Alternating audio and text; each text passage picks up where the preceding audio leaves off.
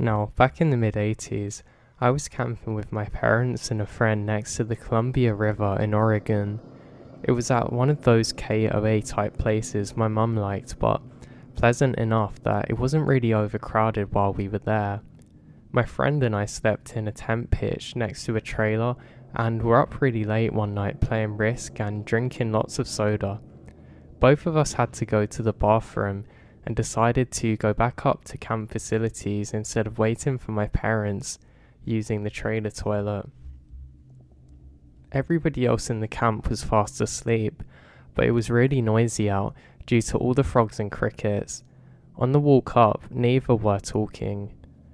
And about halfway there, the hair on the back of my neck stood up, and I get this weird chilled sensation.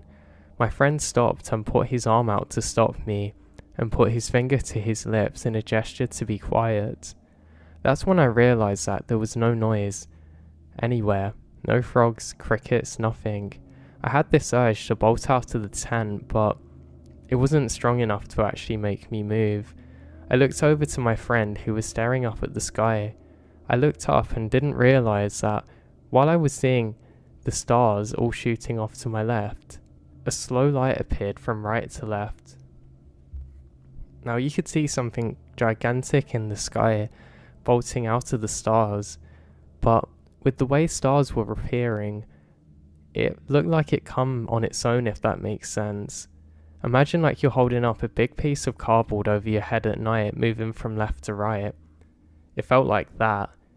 No lights though, no colours, no noise, only the sensation of nothingness, slowly moving off to our right. I don't know how long we watched for, but by the time the stars had all reappeared up at the top of the trees over the river, the frogs had started making noises again. We talked about it before we're falling asleep, and decided to keep quiet about it the next day, in the hopes of hearing somebody else in the camp talking about it, but we don't hear anything. Nothing. Now, we stayed up there for a couple more days after that, but nothing out of the ordinary happened. By the way, the weather while we're there is beautiful with no clouds or fog. It creeps me out to this day, but at the same time fascinates me as to what it might have been.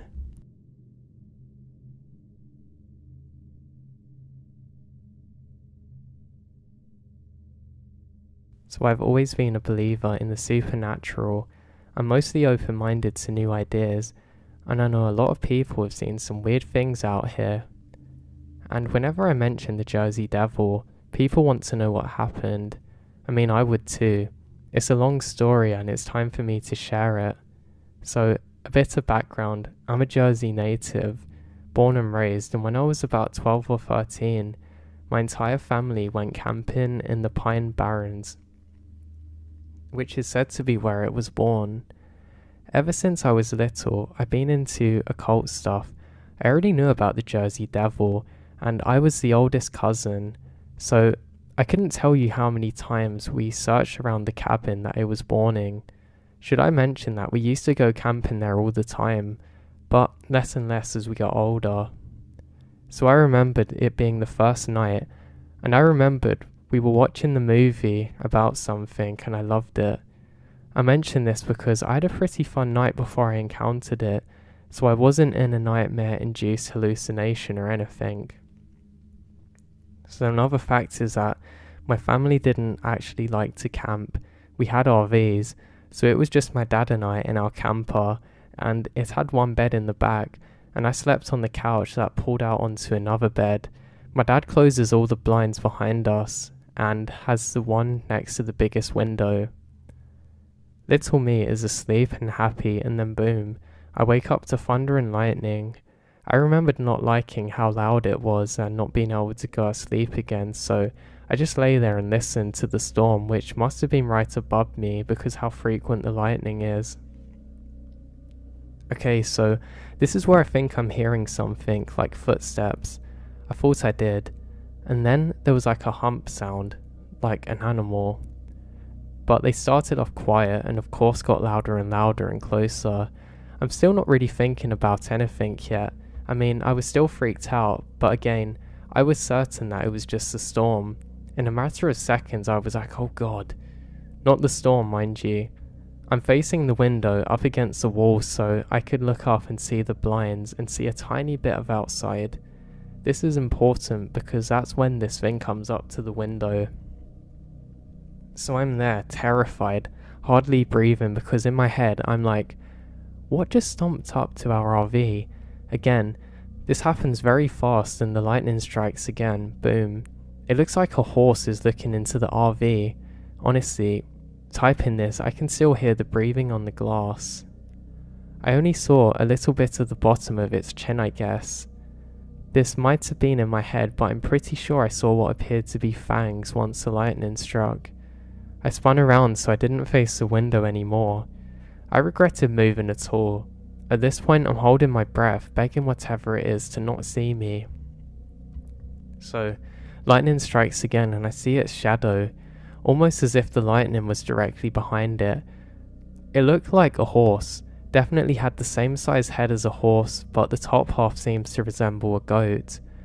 It looked like it had weird horns or something to that matter, and something felt off in my brain that was like, oh no. Also remember that I was only seeing what I could from the lightning strikes. It starts to make its way towards the front of the RV, and like I said, all our blinds are shut, so as soon as I heard those loud footsteps making the way towards the front, I basically jump into my dad's bed. I lay down behind him and didn't make too much movement because I was shaking him, but trying to get him awake. He said something like, just go to bed.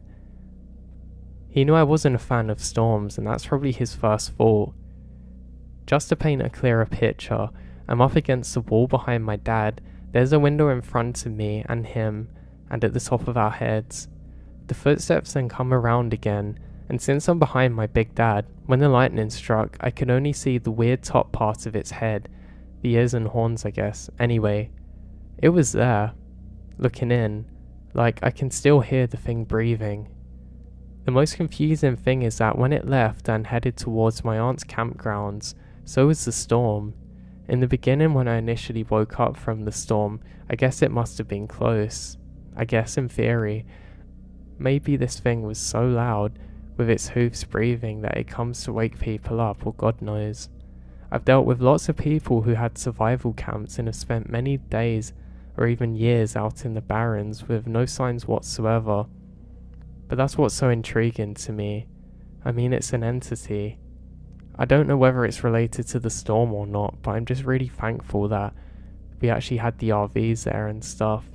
But to be honest, it must have been about 8 feet tall to be able to look into the windows. Now, then I had a big argument to my aunt and dad on why there was no way it was a horse. I live in Jersey City now, but I'm never going to forget the camping trip.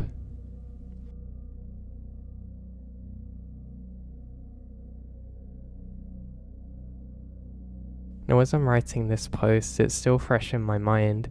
It occurred around midnight of Saturday, September the 2nd, and each day that goes by, I feel more and more unsure about what happened that night. To preface this took place in the Olympic Peninsula, along the Hood Canal.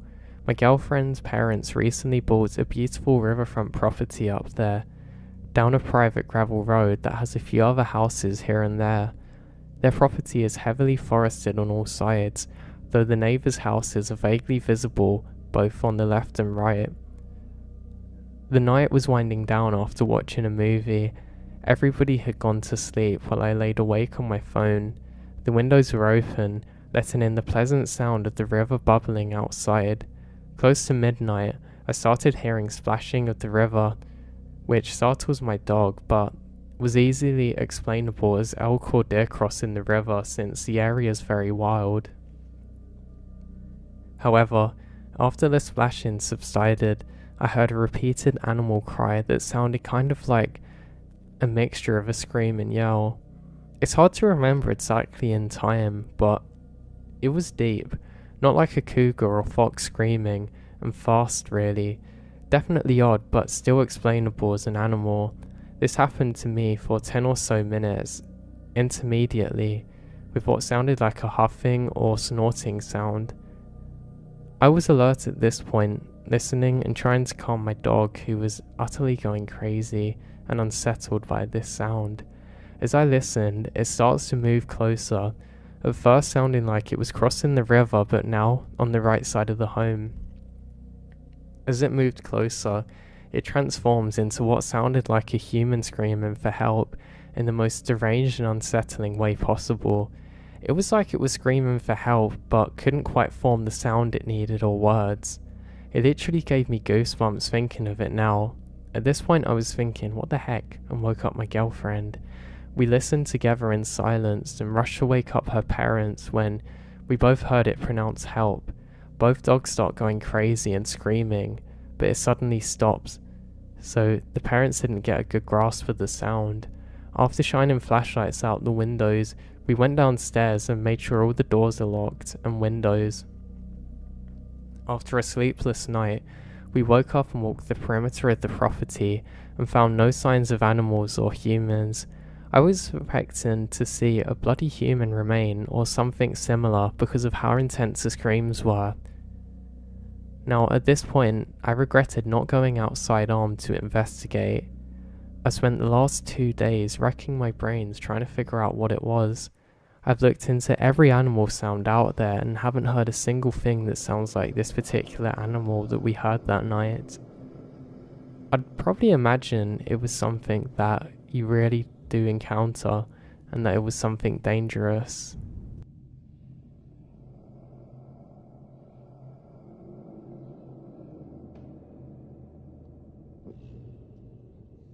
I live in Alberta. We have bears, lynx, moose, wolves and cougars. The cougars scare me more than anything else out here. Now, my husband and I were out hiking on an old hunting trail quite far into the park with our dog. The dog was super big, a Rottweiler, an Irish wolfhound, and very well trained. We'd been hiking for about 2 hours and stopped for a rest on a fallen log. We'd been sitting for just a few minutes when the dog suddenly starts to bark. He sits up and stares intently into the dense brush bordering the path. After a minute, he jumps up and starts growling and hackles. He's now standing between us and the brush. We didn't see a thing though, but we know that there's cougars in the area. Not much else is out there, so it's quiet and hidden out there, so we pack up and start hiking back. The dog is super relieved we're walking and leaving, following us, checking behind us every so often. While we hike back for 10 minutes or so, the dog stops, staring behind us, growling loudly again. We have bear spray but no gun. We figure the cougar is following us, so we keep hiking back, and the bear spray's out. It goes like that for roughly an hour. We hike for a while, dog watching our back and occasionally stopping to growl. Whatever he senses, we actually don't. The dog stays tense for the rest of the way back and keeps looking over our shoulders. But the last half of the hike, he doesn't growl at anything else. Still scared the life out of me, but I'm so grateful that the dog actually stuck with us instead of running off, which usually ends in people being eaten.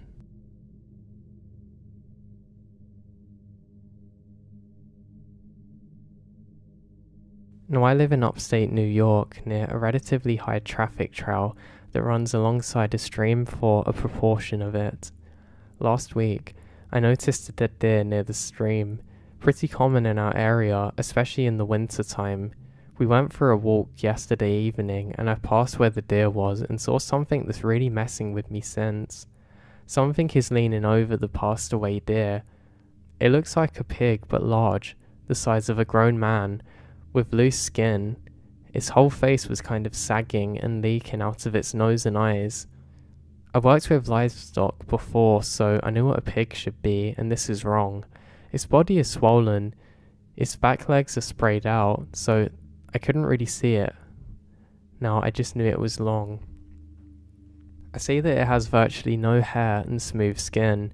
It was sitting on its back haunches near the deer, and by the time I got close enough to see it, it was staring at me, totally still.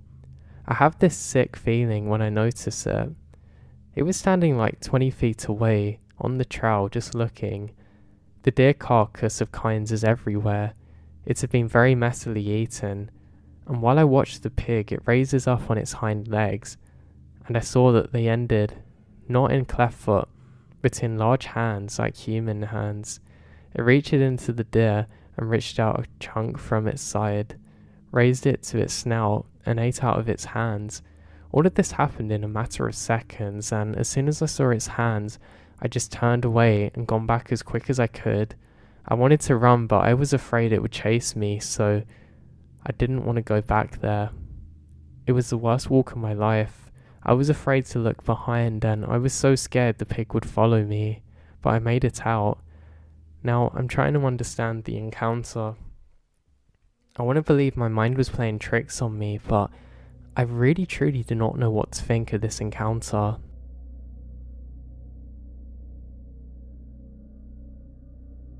Now, I've had this story for 6 years, and I haven't really spoke about it. I went camping 6 years ago with a now ex-boyfriend of mine. The campsite we picked was beautiful, and we're able to drive through some rough trails. The spot we picked was next to some hiking trails that weren't very far from some natural hot springs and a huge waterfall. We were in the middle of nowhere. Absolutely nobody's around. We set up camp the next day, and we went hiking, soaked up in the hot springs, and come back and had dinner. It's all very normal until the next day. Now I need to give some context as to how we slept that night, so you can understand my confusion. Before we go to sleep, I put our food cooler and a stereo that we brought into the car and lock it. I put the keys in the front pocket of my backpack and put the backpack next to my sleeping bag on the far right side of the tent away from the door of the tent. My boyfriend at the time slept nearest to the door of the tent with a gun next to him. We woke up the next morning and I felt fine. I had slept hard, and from inside the tent everything seems normal. We get out. Our campsite was in absolute chaos. The fire pit we had made was ruined. The cooler had been thrown over and things are scattered everywhere. Even the stereo was smashed to pieces laying next to a tree. All of the car doors are open, including the trunk. We stood there for a minute in silence, just taking everything in. The woods felt off now. It was quiet, and not really the beautiful place that we saw yesterday. Everything feels wrong now. My ex accuses me of not locking the door the night before, and that an animal got our stuff, but I promise that I locked it. I then go back into the tent to get the keys from my backpack, but they aren't there. I then found them later on the ground next to the car. We quickly throw everything into the trunk and left. My boyfriend was quiet and wouldn't talk to me about what had happened. He finally spoke up when we're almost home and told me that night he had a dream that somebody was kneeling over him holding a gun, just staring at him. When I tried to question him more, he said he didn't want to talk about it and that I shouldn't speak about it anymore. I've tried to forget about it, but I just can't. Something wrong happened to us those nights in the woods then, and I just cannot explain it.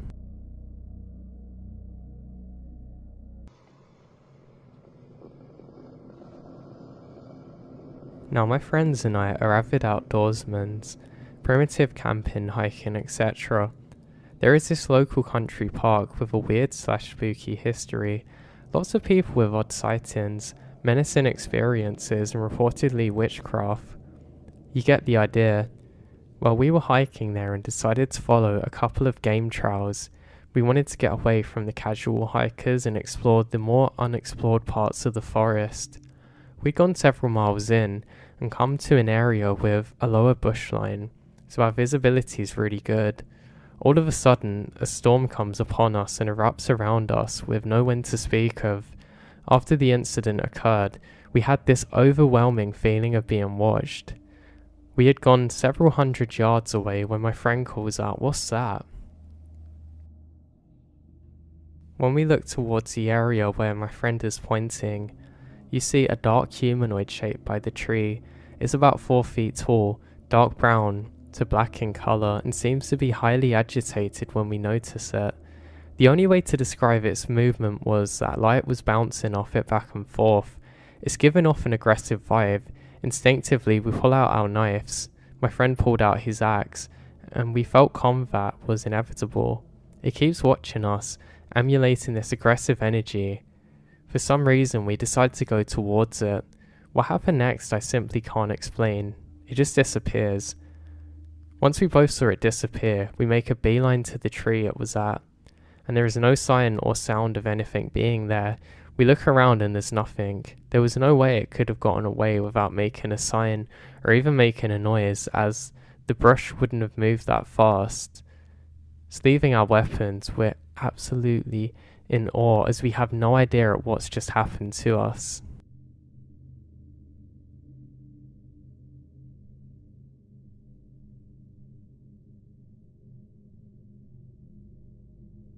Now, I've struggled with my story for years, mostly because I couldn't believe what I saw. I never get too superstitious, but I'd be lying if I said that I'd never had any encounters with unexplainable things, and this one tops the list. I know people don't believe me, but my god, I'm being honest. I was camping with my Boy Scout troop in Alpine, New Jersey when I was in the 8th grade. I stepped out of the cabin in the middle of the night to go to the toilet and do my business. I stepped outside for a second, taking in the cabin site. I was standing by a picnic table and glanced around. The moon was so bright that it made the sky look blue rather than dark, and there was a light fog ominously casting along the campsite. I then heard a rustling in some bushes and didn't react much at first, but it continued and got louder.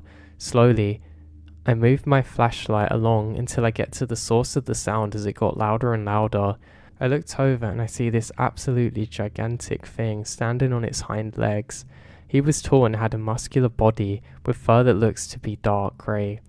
He had the head of a wolf and dog, only thicker, and the weirdest part, yellow eyes. I stare at him and he stares back. He then just vanishes. Ran away faster than I ever thought was possible. I was so bewildered that I blacked out for a minute and had to sit down, but when I went back to the cabin and tried to get asleep, I then realised that I'm really struggling to block it out of my mind until eventually it becomes a repressed memory. But I eventually find it resurfacing after watching an episode of Monster Quest about werewolves. This doesn't really bother me. Truthfully, I actually think it is pretty cool, almost like seeing something from a perfect horror movie. The funny thing is, I didn't feel like this thing didn't want me to see it or anything. It's as though we looked at each other and silently agreed to say nothing, to leave each other alone, and then act like nothing has happened. I personally don't buy into the transformation stuff with the moon, but maybe this is some kind of weird species that we don't know about. I don't know.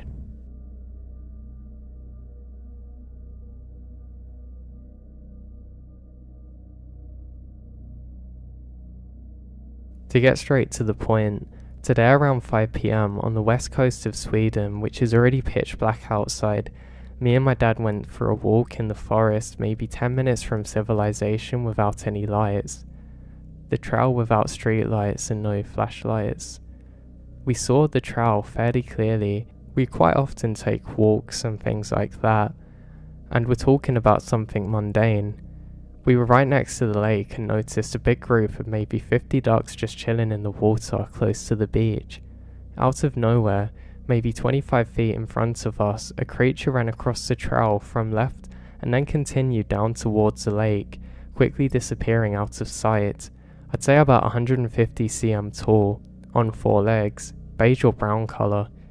Really fast, made no noise of any kind while running. All the ducks in the area left and freak out and start flying and screaming. It feels like weird behaviour. I mean, if a deer goes past, they don't react like this.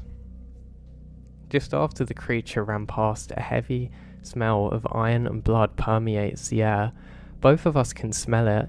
I've never experienced a smell like it before, and I work in a hospital and deal with blood often.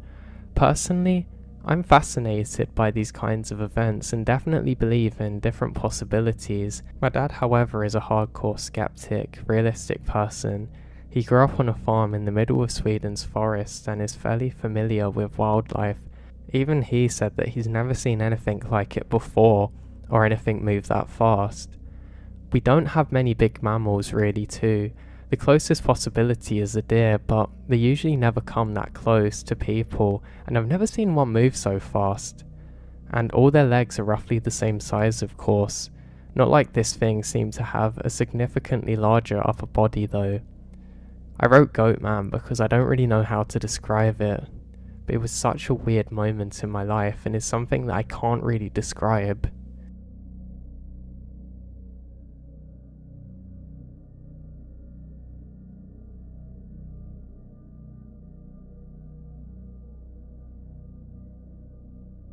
Now I've had this story for 6 years, and I haven't really spoke about it.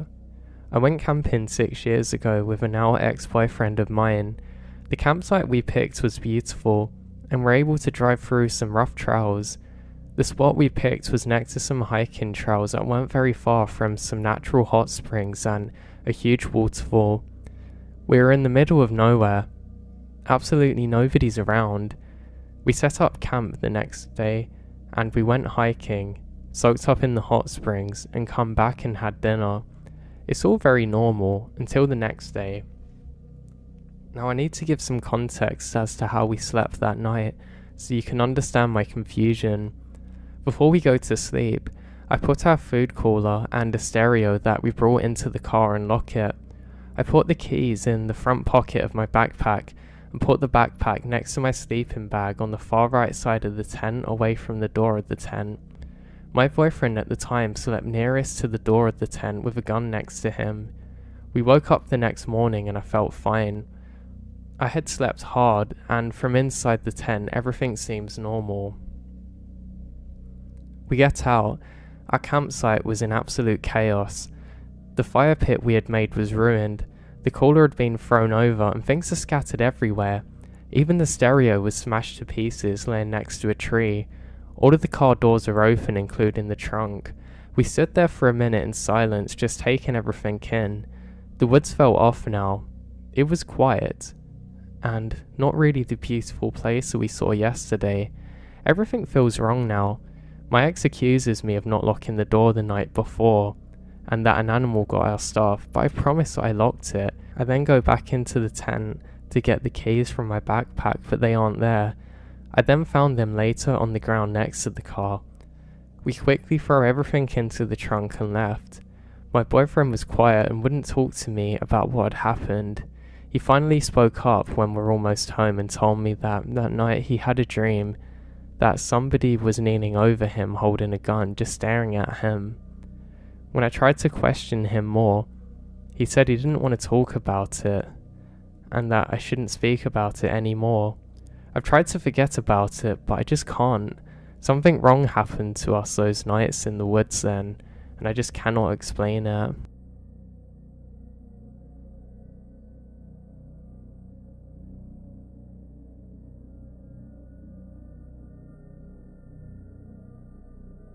I'm a park ranger, and I'd like to share my story with you all today. More in the sense that I want to get some opinions on exactly what happened to me. I mean, I have my own view, but I guess in my line of duty I probably think differently about threats and dangers, so I really want the outside perspective. I haven't really spoke to too many of my friends about these things because, well, even where I work, I guess like rumours spread really easily and things. I mean, it wasn't the other day that I told people at my job that I was going to be leaving soon, and obviously I didn't give them permission to tell everybody else, but what happened? When I go back I get complete random people that I barely even speak to saying, "Oh, you're leaving soon?" Yeah, I don't know, it's something that's always annoyed me. I just really don't like it or appreciate it. I feel like it's a big breach of trust, and with something like this happening to me, I don't want that to be the case, but like I said, I want to hear what people think about my experience in my own words, not from the words of others who have potentially misconstrued of what happened, and the truth is what's important here. So, as I said, I'm a park ranger, but I'm going to be leaving the job soon. Now, it's not in the sense that I don't enjoy it like I used to, I just kind of need to evolve as a person, and I think being out there on my own was good for a while, but not for too long. I'm kind of like a social butterfly in the sense that I really need to be around other people, and as much as I enjoy being out there, it kind of becomes the same picture each day, and regardless of how relaxed I feel, I really feel like I need more, and I'm probably too young to have this kind of job in some regards, but not in others. So, I was stationed somewhere that we have a beautiful lake. Now, this lake is absolutely gorgeous. It's one of the most blue ones that you'll ever see. I can't remember exactly why it was so blue, but it was a really beautiful thing. Now, on the day in particular that this event happened, everything was going like normal. I was doing a number of my duties, and well, in my country, one of those duties is to pick up rubbish that people leave behind and litter and things, however you guys say it. I didn't really have an issue with this, it just annoyed me because sometimes in the sun it would make bags melt a bit, and I guess you can imagine how bad that actually smelled. It wasn't a nice thing. But again, someone had to do it, and often it was us. Now, I started picking up some litter which is on the trail, and this actually annoyed me. I think, why on earth do people want to trash this place? I mean, literally, that's all they're doing. But I have my little grabber thing, and I'm putting everything inside the bag. So, to be honest, I'm actually enjoying the time more than I expected to at this point. The trees are given a really nice shade now, so there was no need for me to rush trying to get out of the sun. I have a camel pack, so I'm just constantly drinking from this on my journey. Now the bag gets pretty full, but I kind of had like a holster thing I could hook it onto, so it would kind of hang off the side of me if I use that stick, if that makes sense. But it wasn't too heavy, it was manageable really. Now while I'm doing this, I do notice something strange. There seems to be some kind of diving suit. Well, at least that's how it appears to me. It's probably like, I don't know if you've seen one of the Batmans with Penguin, but the old one. You know the cat lady, the thing she wore in that? It was more similar to that, but obviously it had been in the water at some point. Now, I stop for a moment and think to myself, well, we do get some people that go swimming here, but you wouldn't really want to wear this for that job. And I think this is pretty bizarre. Now, I've prodded around a little bit, and I'm worried that maybe it's something weird that shouldn't be here. I gather my thoughts for a moment and realise that it's probably best if I just continue on my way. I'm going to have to come back for it another time. This is quite annoying really, because I have to go all the way back and get another one of those smelly bags to take this thing. I did try and lift it up originally with my grabber thing, but it was far too heavy and I don't want that dripping on me while I'm walking. It will not be a fun time. But I'm prepared for this and I continue on my trail. I get to a point where I decide that now's a good time to get some food in me and stop for a little bit. I'm eating some of my sandwiches and I've got some peanuts with me when I notice something drifting off in the lake.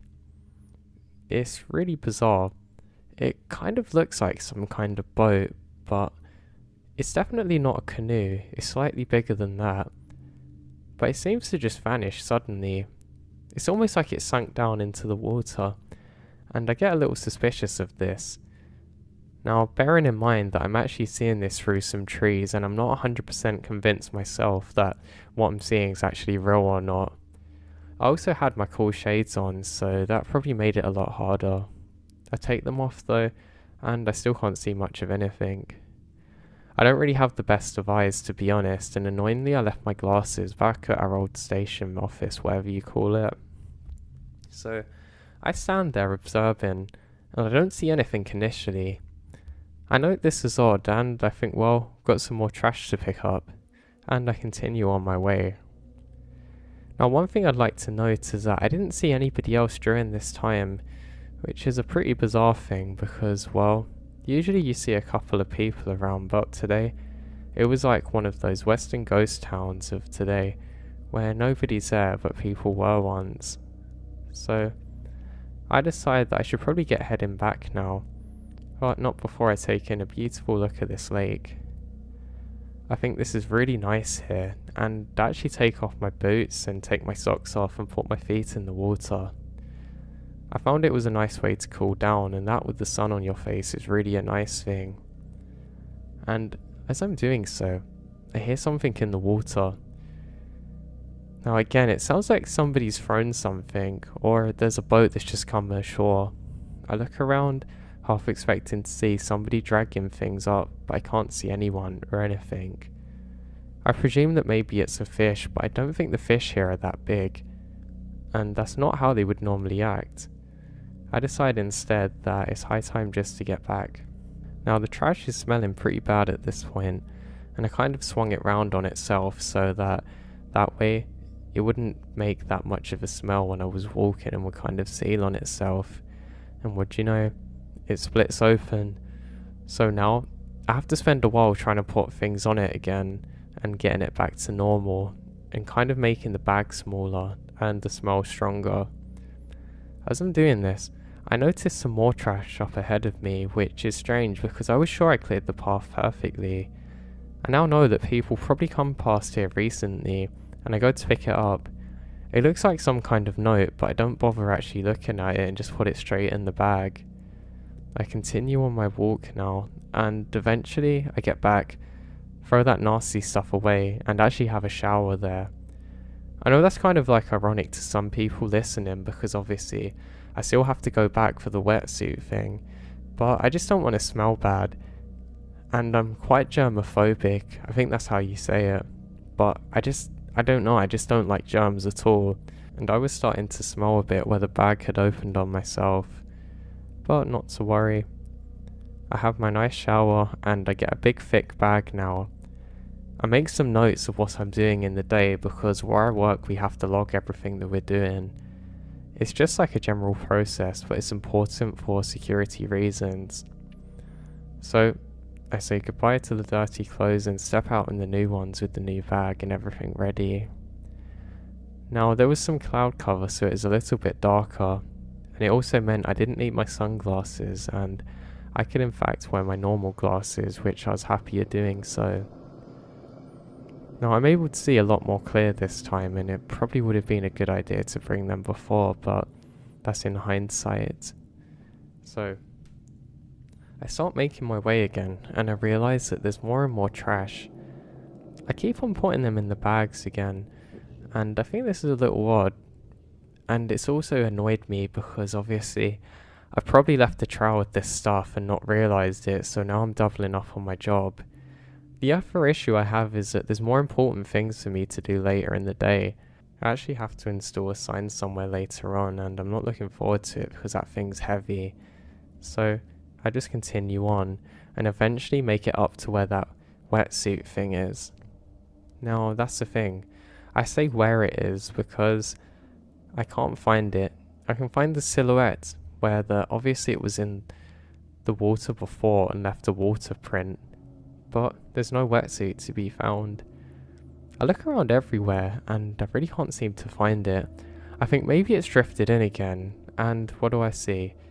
Just floating off on the shoreline, I can see it, probably about a mile away or something, and it's on the other embankment. This is no issue for me though, my friend, because I have to go over there with that sign, so I'm not too bothered.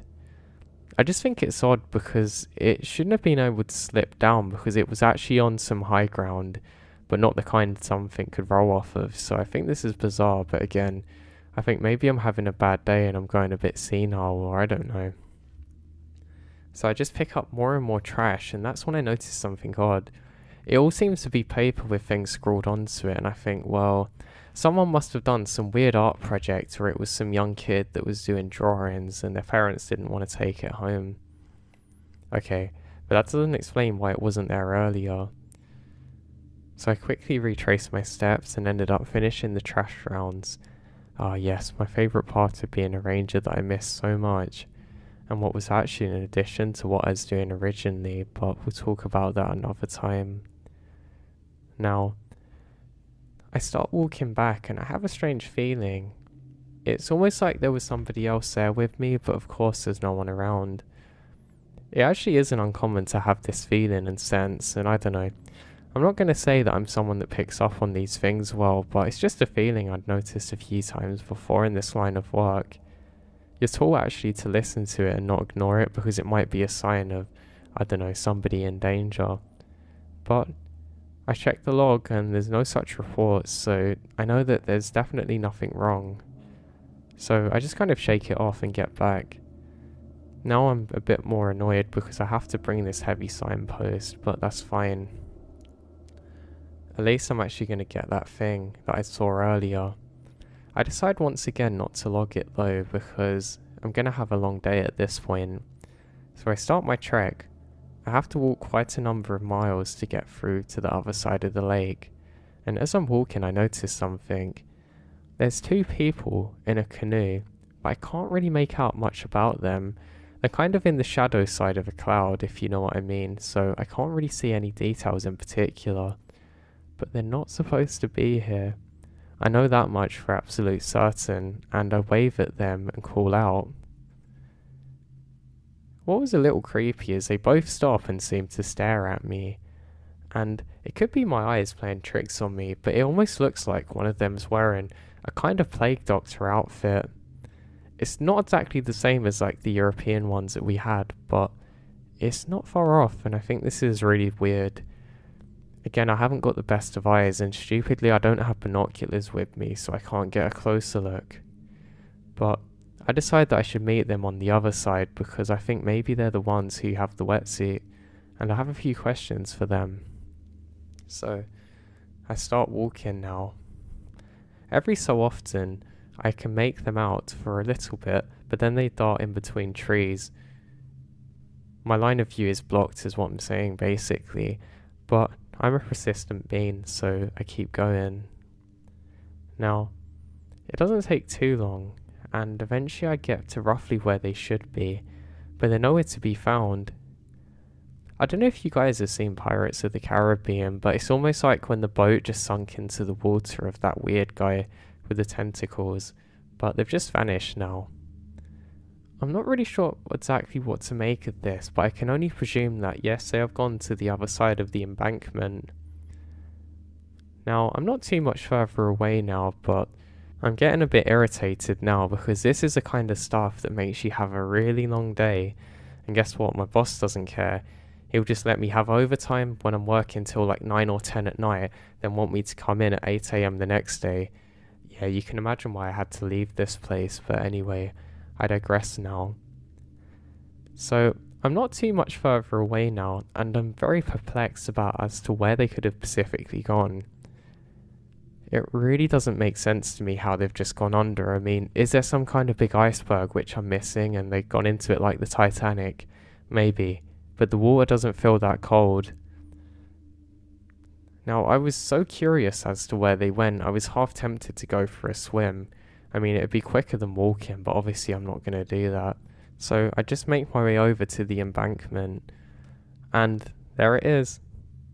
The wetsuit.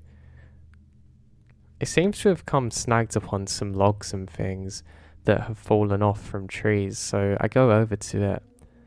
And that's when I suddenly feel fear come across my entire body, and I'm kind of froze, just fixated on it without thinking. It suddenly hits me, this could actually be a body. It doesn't look like the wetsuit I saw before, and I think maybe this is a person who's drowned. And I get some adrenaline, and I very slowly proceed. Something feels a little off about this situation, and it literally looks like a headless thing there. I get a big stick and I decide to poke it. I know that's 100% not what I'm supposed to do in this line of duty, but I don't know. There's nothing else I can actually think of doing that's probably going to work now. And that's when I realise something rather bizarre. Some kind of stuffing comes out, and it's not a body at all. It's almost like a farmland scarecrow, but it kind of looks weirdly put together, almost like the Catwoman suit. Now, this is where things are really weird, because this was the thing I saw earlier, but it didn't have anything in it. So that raises a question. Who filled this thing up, and why was it here on this bank? I think that's really weird, so what do I do next? Well, I grab another stick, an even bigger one this time, and kind of drag it ashore. And there's some stuffing falling out, which is kind of like originally a white colour, but it's gone to more of a dark cream, I guess. And I'm able to take it ashore, and I leave it there. I'm staring at this thing, which is almost like the farmland thing I said about, but not quite, and I don't know what to make of it. I finally call out, "Hey, whatever you're doing, you're not supposed to be," and I get a response, at least in my head, telling me to get out of there. Now, I guess some of my survival instincts finally kicked in, and to be honest, they're not always the best at all times. Not again for the work I was doing, but that's another reason I left, but hey. So, I start walking back now, deciding that this is something I should probably tell the guys about, and not necessarily investigate alone. I mean, all we've got between me and the relative safety of our office building thing, well, not a building, but you know what I mean, is the water, and I'm not going to swim. That's when I see what appears to be the two figures I saw earlier, this time on the shoreline. Now I get a much better look at them this time, and this is pretty bizarre what I see. I can see they've stopped to look at me, and one's tall but the other's relatively small. They're dressed exactly the same. They have kind of like a weird half pointy hat on, and kind of not exactly a robe but some kind of gown on, in a weird black but waxy outfit. It's different from what the mannequin was, but they don't say a word. I call out and do a big Y symbol with my hands trying to get their attention, but this doesn't work. I have a weird feeling about this, and this is another weird thing.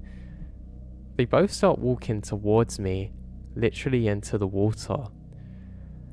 They walk until they're about head height until they just stop, and seem to vanish underwater. Now, this only took about 10 seconds, and I decided I was going to wait them out, and finally they resurfaced again, now both going in different directions. One is going towards our station place, and the other is coming more towards me, walking slowly along the shoreline. Now, I'm pretty confused here. I go around to look at that mannequin thing and it's still there, but I decide that it's probably best if I get away from whatever this is. Now, annoyingly, I have to kind of trek through some of the more foresty area to get back. I wait for a little bit just to figure out where they're going, and definitely one's coming towards me, but annoyingly it's kind of blocking off the safe route that I already come along. I decide that I am going to have to go through this much more treacherous area, but that's fine. I've got some pretty good boots for it. Now, for some reason I didn't feel terribly under threat at this point. It's probably because the area was so nice, and it was quite a good sunny day, so I didn't feel too bad. The only way I can describe my feeling is like something was just way off, and I saw something I wasn't supposed to. Now, again, I don't always react with the best survival instincts, so I didn't have anything to arm myself. I just decided to pick up a stick. Funnily enough, it wasn't even a big one, but I guess I could have launched it at somebody if needed, and maybe they would flinch react and that would give me time to run away, so yes, this is the escape plan. Now, this scarecrow thing goes out of sight for quite a while, and I just stop. I think, well, why am I getting so scared of this? Is this really a threat? Or am I the ranger here? Who's in control of the situation? And I relax myself a lot more.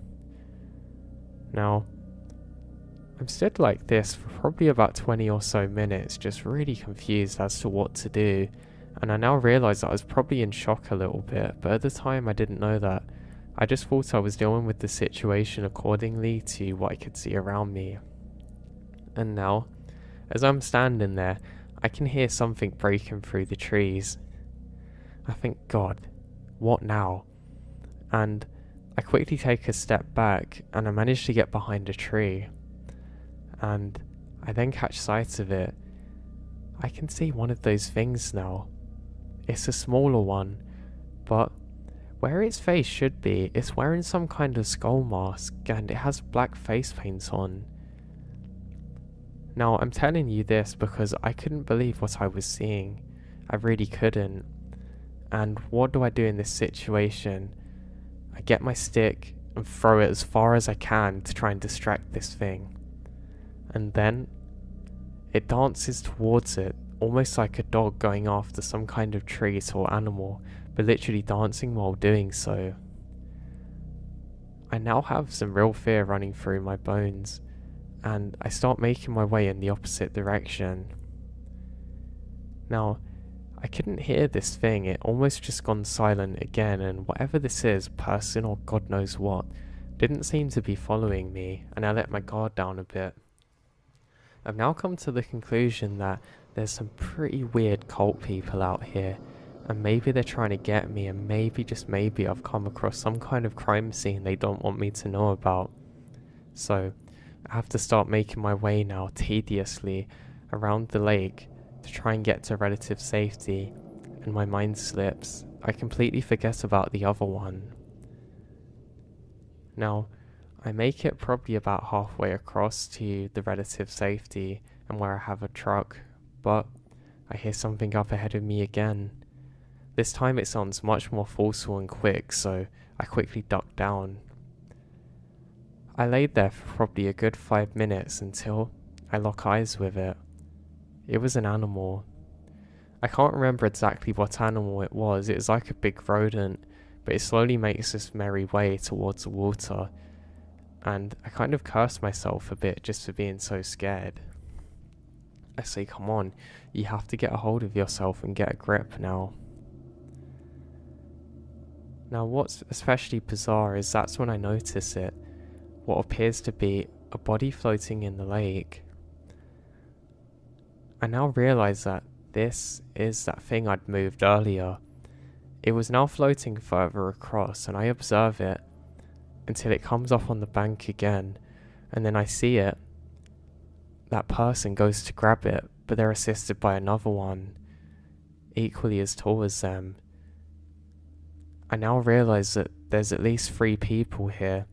They're dressed exactly the same, and they drag this over to the shore and leave it there. Now, I was really glued into the spot for quite a long time. I'd actually stared at this whole event taking place for so long that when I looked away, my eyes took a long while to adjust to not looking at bright things again. And it was almost like, I don't know what you call it, snow blindness, but I was pretty much experiencing a form of this, because I'd been staring at God knows what this was for so long now. And I'll take a deep breath, look around and realise that I'm gonna have to get myself out of here. Now, I'd actually gone off the path that I was on earlier, and I'm on a bit of a rough area, a little bit, and it's not really good for crossing. I now know that I can take the long route to get back, and that's what I decide to do. I have to crawl across some areas, and I'm probably gonna get wet, but that's kind of the least of my issues at this specific point. I can kind of go into one of the streams that actually feeds a larger lake that I've just come from, and I'm kind of doing like a military prone crawl around here. I don't know who these folks are, but for all I know there could be 100 of them out of here, and I'm on my own, so even though I'm not the smallest and I'm a little bit built, I really don't like my chances, and things like this really give me the heebie-jeebies, so yes, it's time to escape. Now, as I'm crawling, I don't hear anything. I still have another stick that I've picked up, and for some reason it made me feel a lot more safe. Maybe it's some kind of primitive thing and that's why cavemen always seem to have sticks, but in this specific moment that's what made me feel better, and that's what counts. I wasn't that far away from safety, but I come up to the first kind of wetland area, and I really feel a bit cold because of the water. I've also managed to scratch up my elbows and my belly and my knees a bit, and I'm now bleeding. I was a little bit worried about getting infected because it's quite dirty here, and you can imagine there's all kinds of bacteria and insects, and I hate both. I know some of you are probably asking, why did I do this job if I don't like those things, and I can't tell you that. I don't really know myself. But now, I'm not too far away from the relative safety of things that I know. I managed to come up to kind of like a clearing where I can actually see across to the lake. I'm pretty worried now that maybe they've followed me around, but there's no one in sight. Now, my own breathing was pretty heavy now, but then I hear another kind of breathing not too far away from me. This sounds like quite a heavy breathing, almost like it's being filtered through something. Not exactly like Fader's one, but maybe 10% similar. Almost like that you're wearing something over your face. Not a scarf, but like a plastic one. And I stop dead. I can hear this breathing, but I can't figure out where it's coming from. I know it can't be far away. It never seems to get closer though, and now I don't have the element of surprise because I cannot gauge it. I try my best to stay still and I feel my legs starting to shake, so I tense up my leg muscles and stop myself from shaking. Now this breathing does not stop whatsoever, and I'm now at a point where I must go forward to try and get to better things, and I decide that I should slowly but carefully crawl my way forwards once again. I decided that I wasn't going to stop crawling no matter what, and that's what I start doing. Now I realise that the breathing sound is slowly getting further away with each crawl that I make forward. I managed to get about 5 minutes further from this point and I can't hear the breathing anymore. I decide it's safe to look up, and that's when I see it. Some dark figure not too far off, but this time on the other side. That's when I can see it. There's burning. I try and figure out exactly where this thing is specifically, and I'm able to approximate it to where I saw that wetsuit thing before, or the farm figure, whatever it is. There's a very thick black smoke coming off of it. I'm quite worried now that there's going to be a forest fire, but it doesn't seem likely because it's close to the shore, but that raises the question, how did that fire start and why is it there? Now, I'm not sure what to do at this point, and I start crawling again. I'm not sure whether there's multiple fires or only one, but I know that I'm not going to stick around to find out. And I eventually crawl up to the point that I'm not too far away from the station now.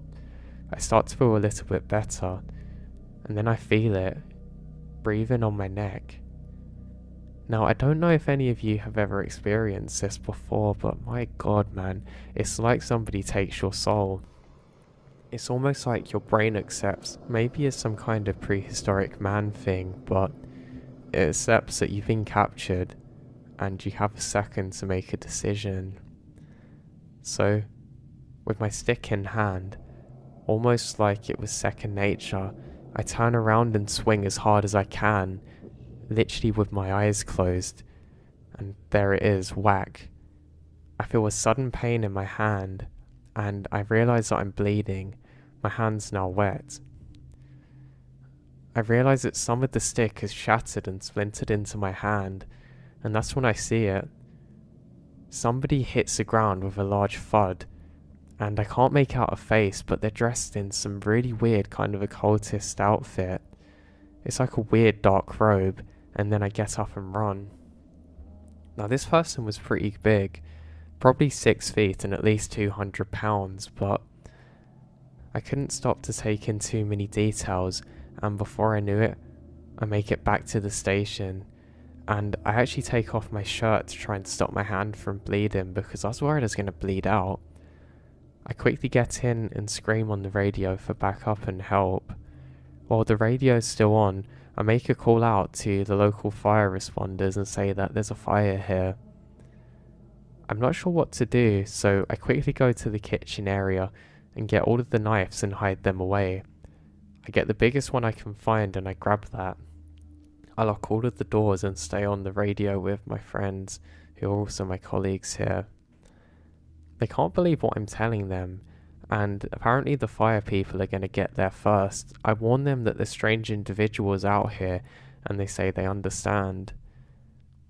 It must have took about another 40 minutes though of waiting in agony before they finally get here. And once they do, I quickly point out to where the fire was. It's now gone out and they say that they're going to investigate.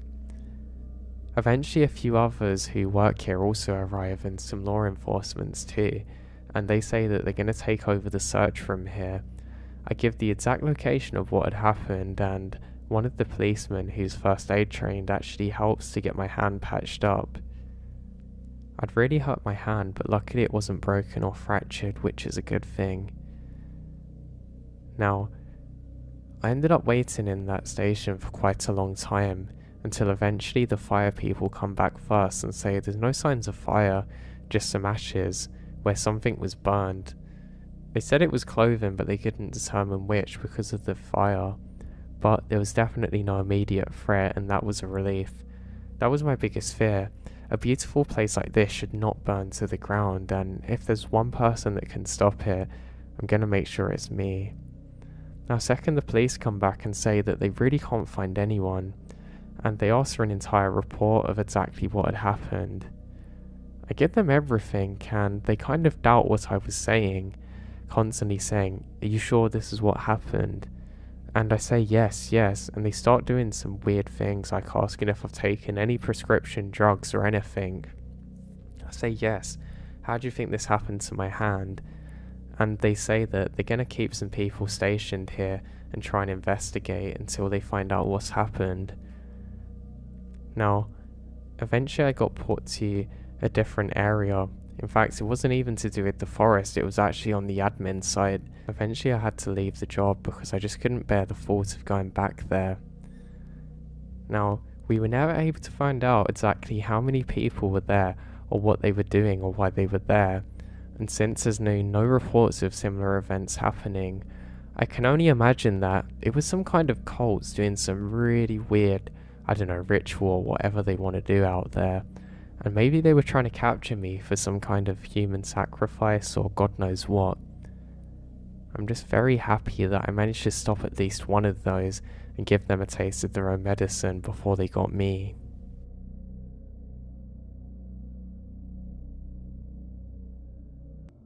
When I was young, probably 5 or 6, my family went camping. At the tippy top of the mountain, you really couldn't get any higher on said mountain. There was a lake that we were camping next to, so of course my family was fishing. So my mum and dad and uncle and I went to the shore to try and get some fish. Across the shore, on the other side of the small lake, my dad notices a massive brown/black humanoid figure just standing still and facing right at us. It had to be about 8+ feet tall, maybe even taller since it was so far away. So like any human naturally would, my dad starts yelling at it, since he had thought that it was a prank of some sort. I don't remember what my dad said, but I remembered the sound of the creature coming back. It wasn't anything we understood, it made kind of an unintelligible screech. It did somehow sound like it knew what it was saying, if that made sense, like he was saying something to us in only his own language. We are really confused and staring at this point. My grandparents and big brother has joined us now. I remembered my parents were attempting to recreate the screeches he was saying, and he would respond. This went on for a couple of minutes. The creature then took off, and I mean took off. Mind you, the entire time he was on 2 feet, much like a human. He turned and starts running towards the forest and was out of sight in seconds. He had been running at like 30 miles per hour. My brother, grandpa and dog tried chasing it and went to where they saw him, but he left. They did find a huge lump of black hair that was stuck in the barbed wire, although I'm not certain it come from the same creature. Tell me why we didn't leave. We spent the night still in our tents. It's very windy, and I don't think anyone's able to sleep. I think about it from time to time, but it honestly is rare for any kind of encounter of that nature in Utah. I've seen UFOs, my siblings have seen what they think are skinwalkers, but that thing was different.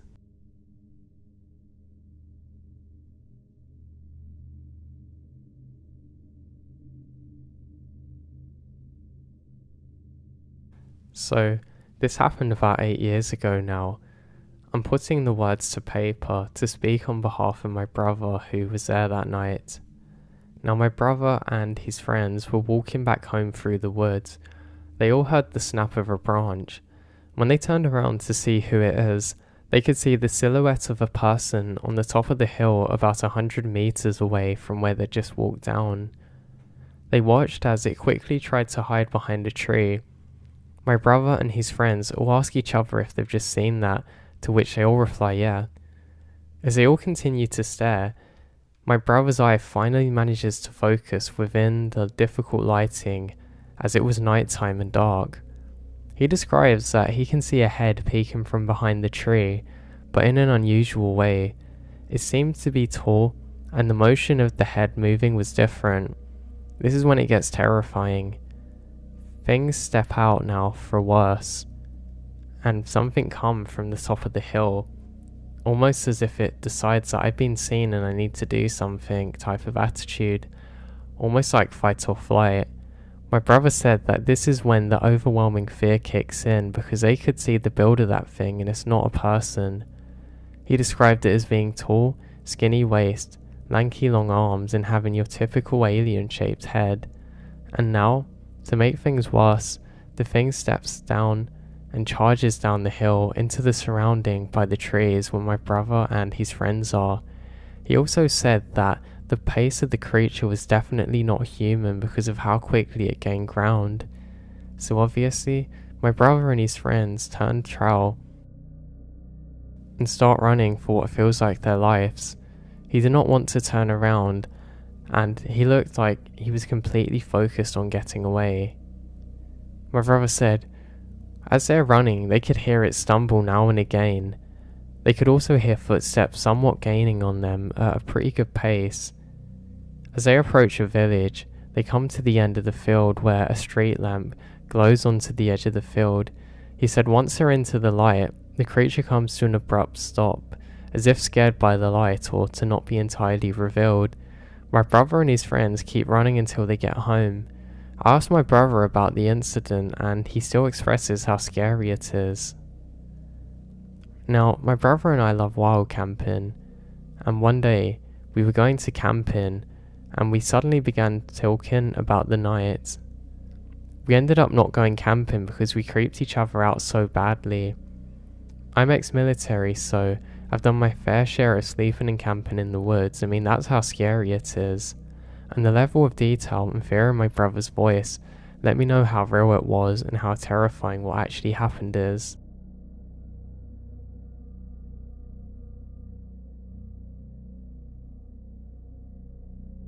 Now firstly, I will state that I've never been interested in aliens or UFOs. I've honestly always been pretty scared of the whole thing. I remembered seeing signs when I was like 12, and it literally terrified me for weeks. But I thought of this stuff, this phenomena, as science fiction until I experienced something that I presume most of you won't be able to believe, and that's fine. I'm posting my story here because I haven't talked to anybody about it at all and feel the need to get it out there. 3 months ago, I was camping with a friend in a very remote part of Northern California in a massive wilderness. Now, I've been camping all my life and spent lots of my free time hiking, rock climbing and hunting, etc. Now, a buddy of mine that also enjoys the outdoors wanted us to head up to the Sierras for a weekend and said can I accompany him. It was our second night and we were sitting by a fire setting up. We weren't staying at the campsite. We had hiked about 10 miles from our cars up to a clearing with a beautiful view, which he stayed at once before. It's around 10 PM. We ate some food and were checking the stars. He was tired and went to sleep in his tent. I wanted to stay up for a while, and about 45 minutes after he went to bed, I saw this object coming up from the valley below. It was a basic flying saucer shape with multiple circular lights rotating around the edges that changed colour over and over. I was shocked, honestly. I watched it for maybe 15 seconds and then decided that I had to wake him up so he could see it and wouldn't think I was crazy. I stood there and looked back up towards it, but the thing was gone. I called out his name, and that's when everything got really messed up. I didn't hear my own voice when calling. Everything goes silent. I could move my eyes around but not my body. I remembered seeing the fire had completely frozen and everything almost looks like it's in a picture, like time had stopped or something. There was a flash of light and then I blacked out. I woke up later, just as the sun was starting to rise. I'm now outside laying in the dirt shivering next to the fire that's long gone. I felt like I'd been drugged and was totally in a haze. I really sluggishly yelled out his name a couple of times and he come out of the tent. He's very confused. Now, I try and explain what happened, but my memory was really foggy and I couldn't articulate it. We left within 30 minutes. I was totally silent on the car ride back, falling in and out of sleep for about 7 hours. Eventually he drops me off at home and I pass out for basically the whole day. A few weeks later, I was messing around with the amp and heard this static sound, and somehow it triggered my memory and I remembered everything. When I come back into consciousness, I was suspended laterally in this circular mechanism in a position very similar to Da Vinci's Virtuven Man. These clear glass-like shackle-type restraints are holding me there. I was completely nude, and standing above me were 3 of your typical greys. They're around 4 feet tall and wearing white kind of suits. 2 were standing there observing, and 2 are extracting blood from my veins, under my armpit with this weird looking syringe. Although they didn't show any real reaction, I could tell they're surprised I'm awake. I couldn't move at all except for my eyes and lips. I was terrified, in sort of fight or flight mode, my heart pounding like an influx of adrenaline. I can't even begin to tell you how scared I felt. I was in total rage now though. I want to kill them. I wanted to rip out the device and destroy them. My brain went totally primal, just my animal instincts, and I could tell that they could sense my anger because they stepped away. I'm 6'3" and about 185 pounds, and I was hoping that I was looking threatening to them. Now, they appear almost harmless though. 2 of them disappear from my view and presumably left the room. The other one was just staring at the void of any emotion. I so badly wanted to shut my eyes and force myself to sleep, but I wasn't able to. I was trying not to blink. Then 2 greys came back and now they weren't alone. Honestly, I couldn't believe my eyes. Standing behind them were 2 very tall, human-looking beings, a male and female. Now, the males have dark blue eyes and the females have violet. I suppose that those in the UFO community refer to them as Nordics. It was quite bizarre to me. My family descends from Sweden and I'm quite Nordic looking with blonde hair and blue eyes. I know this is cliche, but I heard a feminine voice in my mind. For some reason, I couldn't understand what she was telling me, although it was something like, "Be calm, you're not in danger." I relaxed and asked her what she wanted me to do and what was going to happen. Apparently they were checking up on me. I practically black out after hearing that. I asked her what she meant. She said that they saved me from when I first come in the beginning. Now I knew what that meant. I was born 2 months premature and my mum was unwell in labour and we had fevers of 104. The strange thing is the doctors had no idea what was wrong with us. I was given 2 spinal taps and my mother 3. I spent 4 nights in the ICU housing unit thing. There was a decent chance I wouldn't make it. Then one day I make a full recovery.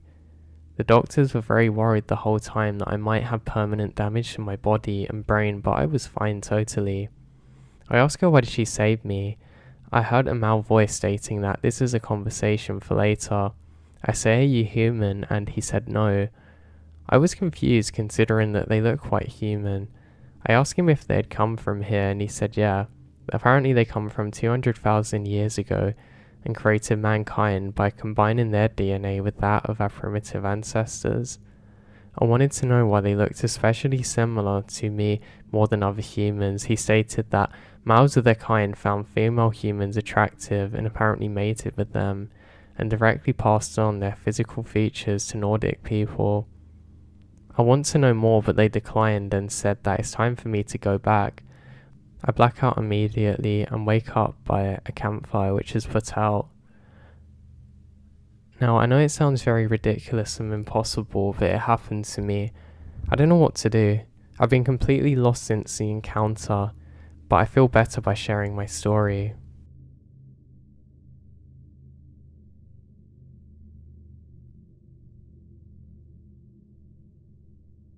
Now, I've struggled with my story for years, mostly because I couldn't believe what I saw.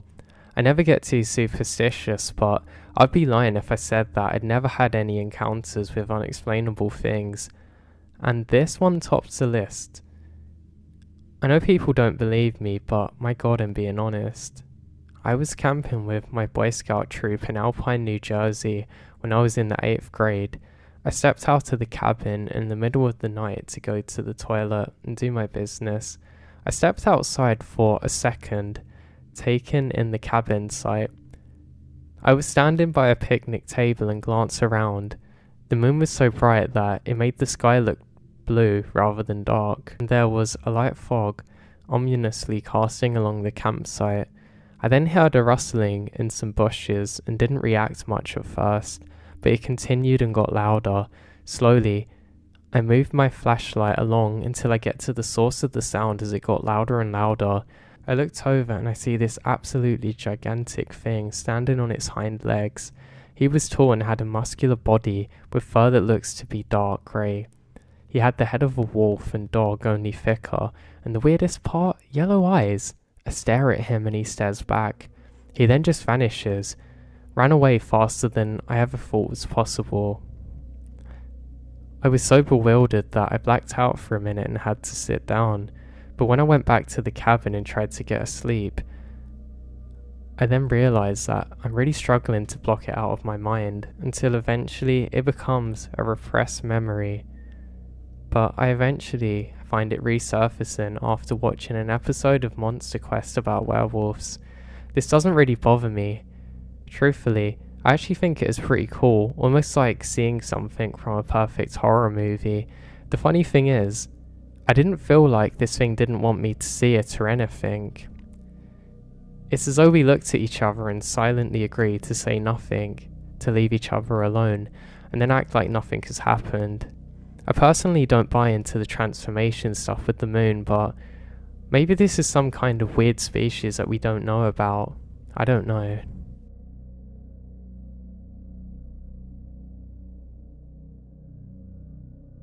Before I went to college, I befriended a professor of mathematics.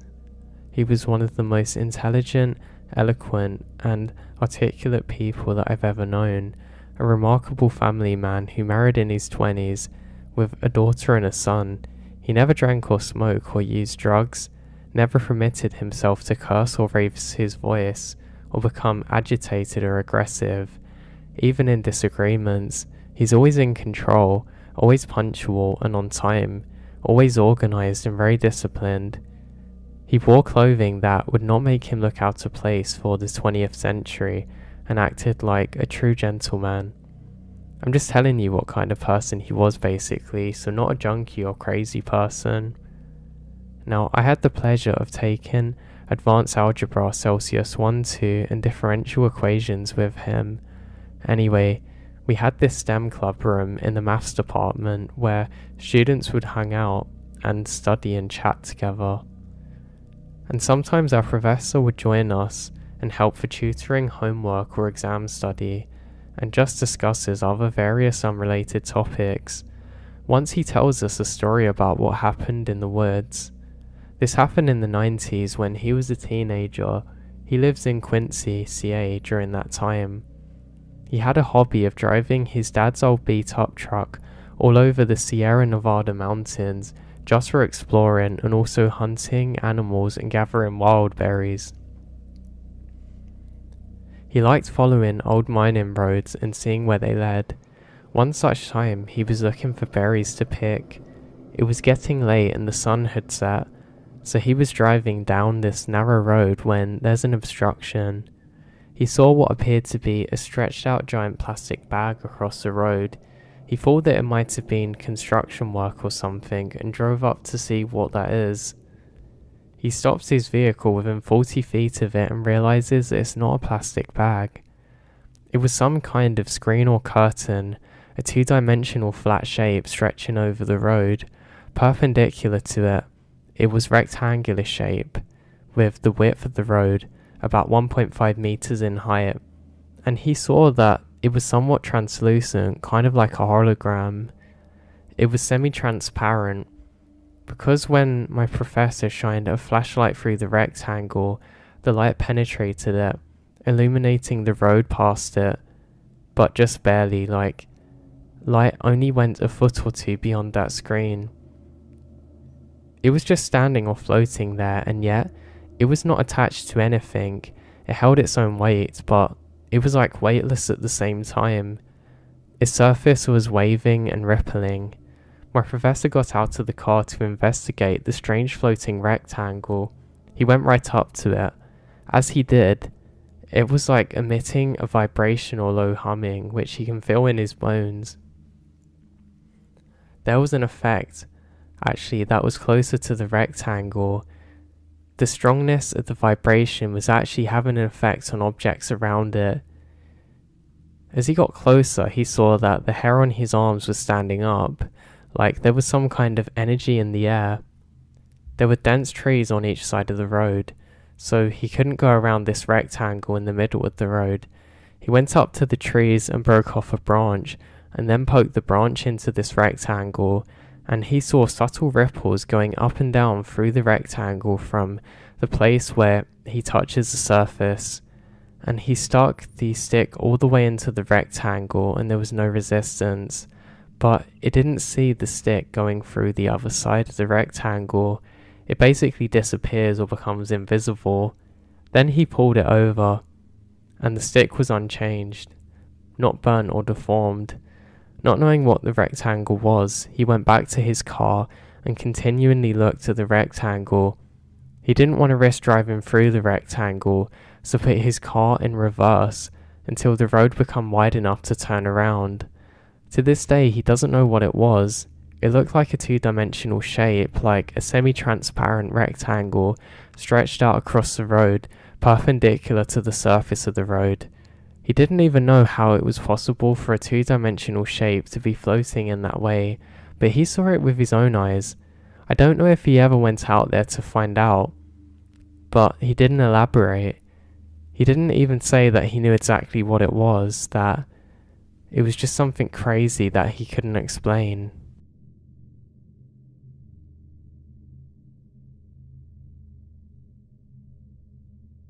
Now my family was out with some of their friends.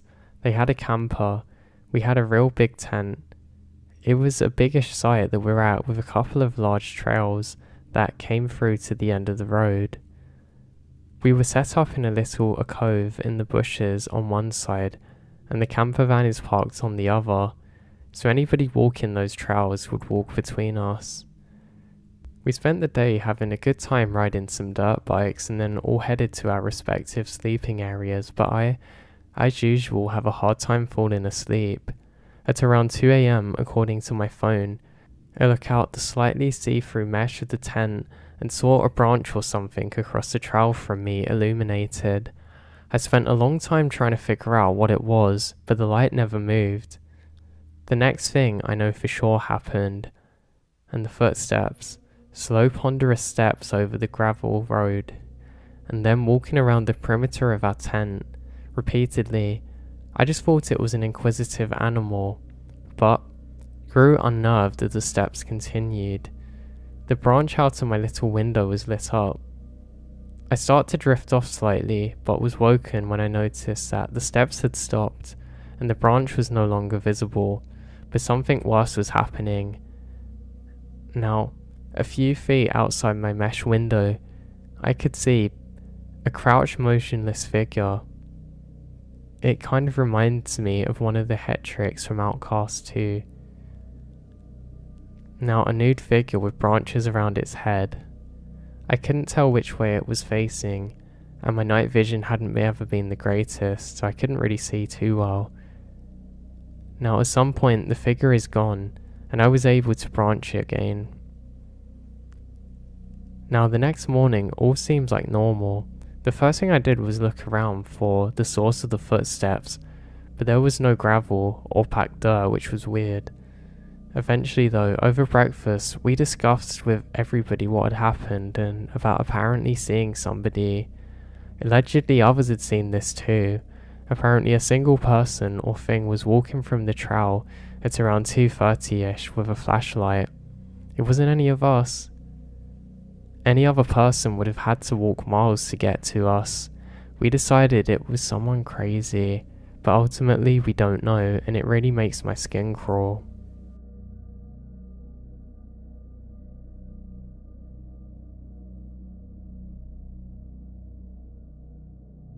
I was camping at Heart Mountain Hot Springs at 6:45 am. I was leaving my campsite, but I thought to use the nearest bathroom. The campsite sits above the field overlooking the road that runs west to other campsites, a field, creek, and 3 hot spring pools. As I walked out of my sight, I looked across the field and saw an animal. It was about 200 feet away. I think it's a wild horse, but there are no wild horses in the Heart Mountain National Antelope Ridge. This animal's body was facing me south, with its head turned slightly to its left. I thought it was a horse because it had a black mane of hair and its body was brown and shiny. It appeared to be the size of a yearling at first. I say first because later I saw a human man almost in the same place, and I believe the creature was 7 to 8 feet tall. It turned its head directly towards me, then it turned its body leftwards, which is east, and walked across the parking lot to the bridge across the creek, and I lose sight of it in the trees. It was bipedal. It did not move quietly. Now it moves very quickly though, going side to side, swinging. I later looked for footprints. The ground was too hardened to find any. I don't know what it was.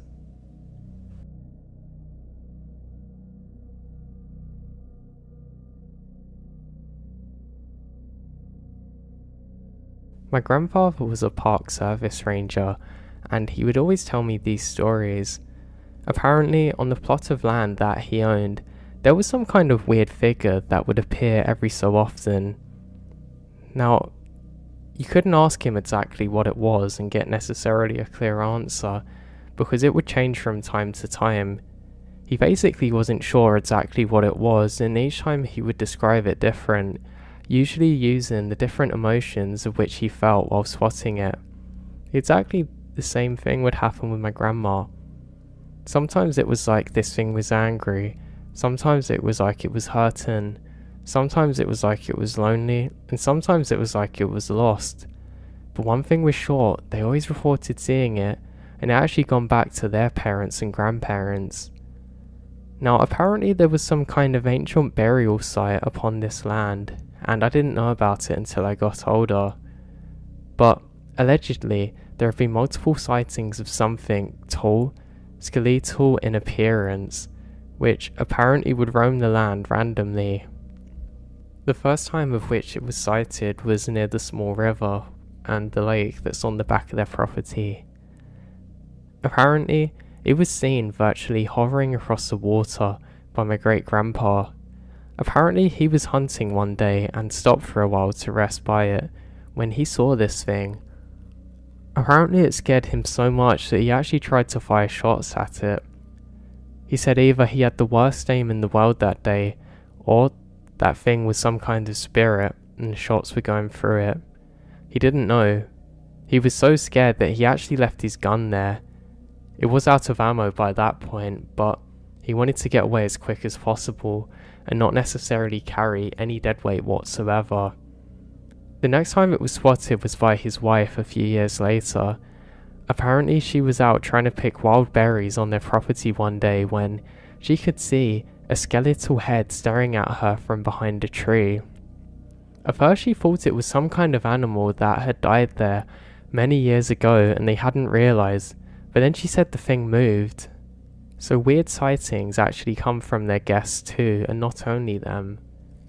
Even all the way up to my grandpa.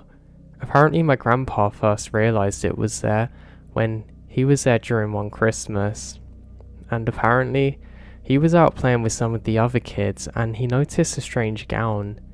He said this time it was red in colour, which was weird because usually it appears as black.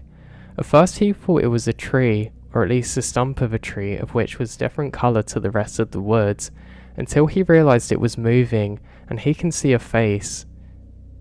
The way that he describes it, now God bless him, he doesn't have much knowledge of Star Wars, but he said it looked like one of the characters with 4 lightsabers. I can't remember the specific name, but you know the one when it's got its hood up, but if it was red. From the sounds of that story, I was pretty creeped out by my grandpa, but then he says there was more. Apparently, there was another time that he was playing with his friends, and he actually saw multiple of this thing. Weirdly, apparently it also had glowing orange eyes. That's how he noticed there was more than one. He can't say for absolute certain because it was quite dark at this time, but he's pretty convinced it was, and they weren't isolated incidents. Now, I actually spent a lot of time out of there. I ended up spending quite a lot of time to just get away from my parents. At least that's what I think they were doing. My grandparents had a lot of time to look after me, so I was often there. My memory of my grandparents was absolutely loving. Like, I honestly couldn't have asked for better grandparents who were more loving or caring. It's something I don't think I really appreciated so much when I was young, actually, because they were kind of always there. So it's something that I kind of got a better appreciation for and grasp as when they weren't here, which I always regretted. But anyway, so I remember taking some walks there during the summertime when I was a bit younger. I've grown up with these stories pretty much all my life, so probably about 8 or 9 out of 10 times that I'd actually go out there, I was half expecting to have some kind of horrifying encounter. Though it never really happened, I actually went out there multiple times with an overactive imagination, really wishing that something would happen to me. The stupidest thing I ever did was I actually called for it a few times. Now, I don't know why I actually did this, but again, nothing would happen. I remembered one specific day though when I was out there seemed to be some kind of haze up ahead. It was almost like there was a big filter and there was some kind of fog which wasn't there before suddenly over part of the scenery. I do think to myself that this is particularly weird. It's something I haven't seen before and my young mind can't comprehend it. I had a really weird feeling too, and strangely there was some kind of static in the air which was making the fibres on my jumper stand up and also the hair on my arms and the hair on my head. I looked up scared there was going to be a lightning strike. I've been told about them before. This was before you had the videos to watch on the internet, but I was aware of it. I think maybe they told me in school about it one day, but I digress. I did look up and there was no rain clouds whatsoever. So I think this is specifically weird. It's almost like I'd walked into some kind of electrical storm, of which there was no storm, just the electrical aspects of it. So this was a deeply weird moment. I kind of felt uncomfortable. I've looked up the feeling later on in life and it's similar to what those experience when they're in the vicinity of infrasound. Just a deep unhappiness and feeling that something is off, where your mind and body can't comprehend what's happening. I remembered walking around for a while. I kind of wanted to see the Reaper thing. Every time I said the word Reaper, my grandpa would say, no, that's not it, no. But that's how I described it, and that's how it sounded. So yeah, I was looking for this thing constantly, but nothing would happen, so I headed back. I think this was really odd. I remembered when I got home, my grandparents asked what was wrong with my hair, and I said, I don't know, some kind of storm. They both looked at each other and my grandpa laughed. He knew there wasn't a storm. It was really nice and sunny outside. He thought I was just messing around or something, or had wore one of his hats and not said. He actually brought this up and I said, no, I'm serious. That's what it was. He then laughs and we got about our day. I constantly pester him though to learn more and more about the Reaper. He tells me not to call it that. He describes it as an entity, but I continue with my term. I say, how do you feel when it's there? What happens? He says, I don't know, you just kind of feel off, almost like you're being hunted, and you'll know when that thing is there. You feel like you're being watched. I've had it times where I could look up between two trees and there was something staring at me through them. As I locked eyes, my vision would go blurry and there it would be, that horrible skeleton looking thing. Apparently too, sometimes it would appear with more of a horse head, which actually sounded more scary to me. Whenever you actually got to where it was before, there was also a bad smell allegedly.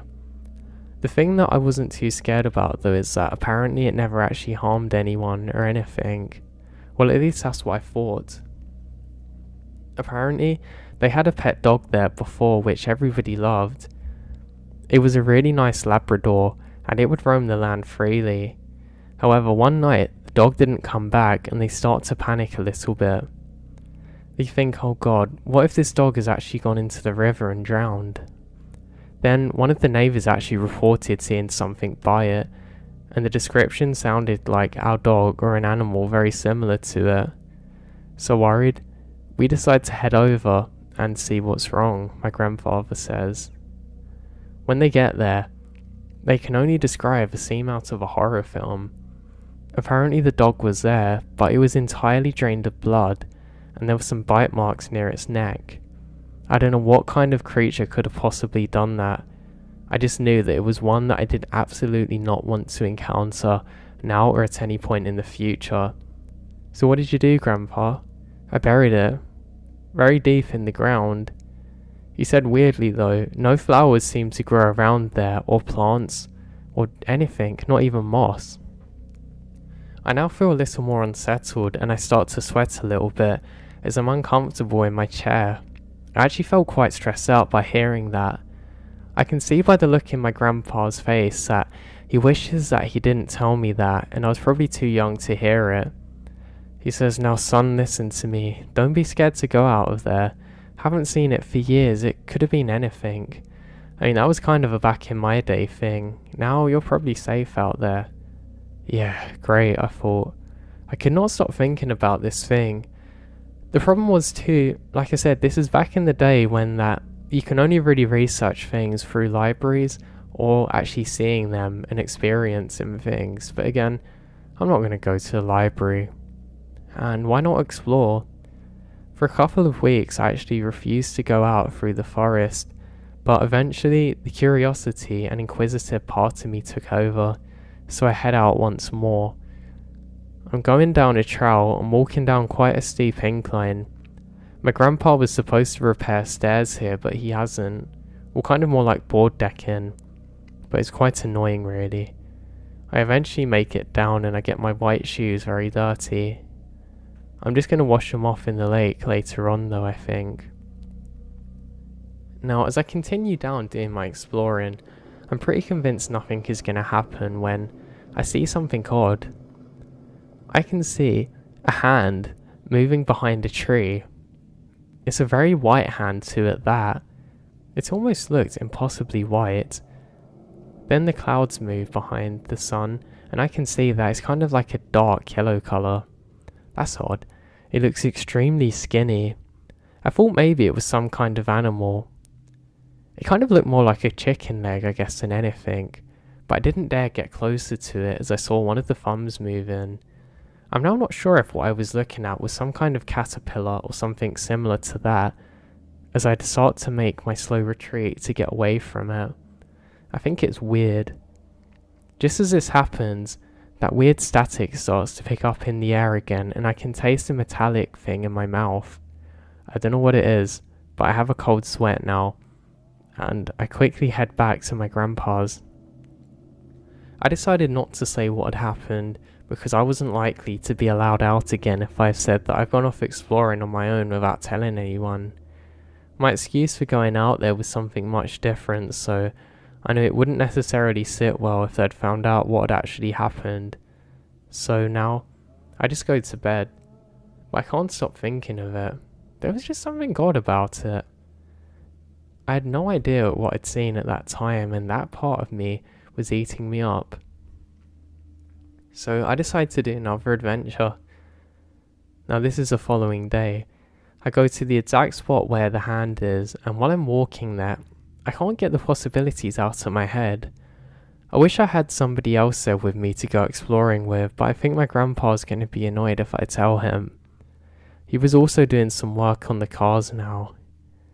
He'd actually made me promise him before that I wouldn't go out there too far on my own, and I made a promise and I wasn't going to break that because it would upset him. I was being brave though. I was just hoping I wouldn't end up like the dog. Now I make it to the exact tree where I saw the hand, and weirdly, some of the ground below it seems to have died. It's almost like you've got all these perfectly healthy trees everywhere, but suddenly, on this specific one, just where the hand was, it seems like it's just dead, like loose bark, and also the ground doesn't have any plants which seem to be surviving. I do check a couple of times to make sure that this is actually the exact same tree, and it turns out that it is, which again is super weird for me. I'm not sure what to think of it. I decide to explore further and further. Now I do this for quite a long time, because eventually the sun starts to set, and I now realise that it's time for me to get back. That's when I noticed something strange that I didn't before. There's some kind of pile of sticks in the ground that wasn't there before. I initially thought it was my grandpa making some kind of bonfire or something, so I'm actually more confident and happy in this moment. I'm expecting to see him and to go and say hello to him, and to have a little explore around together. Well, I get closer and closer and I realise that something is quite odd actually. It seems like this little pile is not sticks, they're bones. Now I don't know where these bones could have possibly come from. I go to pick one up, but I'm froze there for a second. Something just felt odd, and I have that strange feeling coming over me again. Like something is odd, and something bad might be about to happen. Now it sounds very similar to what my grandpa described, with the feelings of everything. And I notice this is strange. The pile was probably about 2 feet tall, and I thought that was extremely weird. I then head back. I don't get too far back when I hear some kind of language spoke.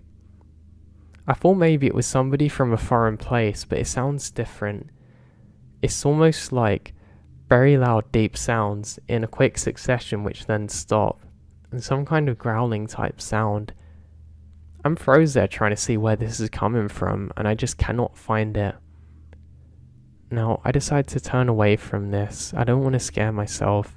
It's getting dark and I'm not far away from getting in trouble with my grandpa and my grandma and my parents, and I don't want to have to suffer the consequences of that.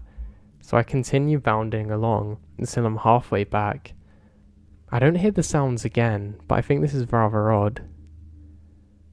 Then, as I'm halfway back, I see something from behind a tree, which I can't describe.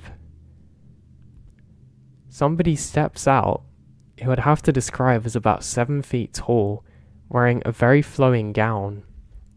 And I look up, and I can see dark holes where eyes are supposed to be, and I see the face of a skeleton, and something animated moving around with it. It's not moving normally, it's kind of dancing, zigzagging from side to side, almost like it's glitching for a second. I say, huh? I say grandpa, thinking that it's him somehow, but it isn't. I look around and everything seems so dark, and it sounds like a storm's about to pick up. I'm froze there for a while, as this thing seems to slowly edge towards me. It's very hard to tell what direction that it's actually going in, because it kind of moves backwards before it goes forward. I decide to walk further down. I'm actually closer to home this way to see if this thing's following me, and it seems to. I was honestly awestruck by this. I didn't immediately connect the dots of what I was seeing to what my grandpa had described before, and other members of my family, but I moved down a bit further now. This thing was moving extremely slow. I mean, probably like quarter of my walking speed. For a good 5 or 10 minutes, I kept changing directions to see if this thing would stop following me, but it wasn't. It was getting closer and I didn't realise it at first, until I can see more and more detail. This thing looked just like the Reaper, just as I thought, and now the cards all fell on me at once. I scream and start running, and just like in your dreams, I seem to run extremely slow. I don't know why this was actually, I still don't to this day, but my legs were probably so scared that I couldn't run with any kind of pace whatsoever. So I'm left there trying desperately to get away from this thing, going slow as anything, and I seem to be not going much quicker myself. I heard snapping sounds now too. They're very loud, almost like gunshots, but it sounded like something was snapping in half constantly. I eventually make it back towards where my grandparents' house is. I was absolutely covered in sweat, and my grandma finds me and says, "God, did you go swimming?" I say no, and I can't let out the words. I eventually get back in, and she punishes me and tells me off for going swimming in the lake. I get told to bath off quickly, and that I better explain to my grandpa why I was swimming out there. I'm stuck in the bath, literally shivering. It was a hot bath too. That's how scared I was. When I saw my grandpa, I actually didn't have the heart to tell him what I was doing and what I saw. It wasn't until months later that I could actually reveal what happened and why I wouldn't go out of the house and why I was so scared that night.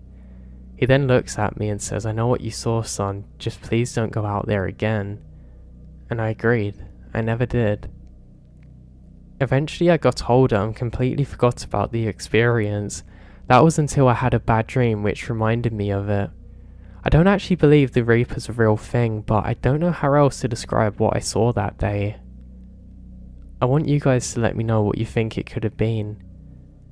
I don't know if my incidents were isolated too, but I'm really having nightmares about it again and I want them to stop. I want to get closure to this.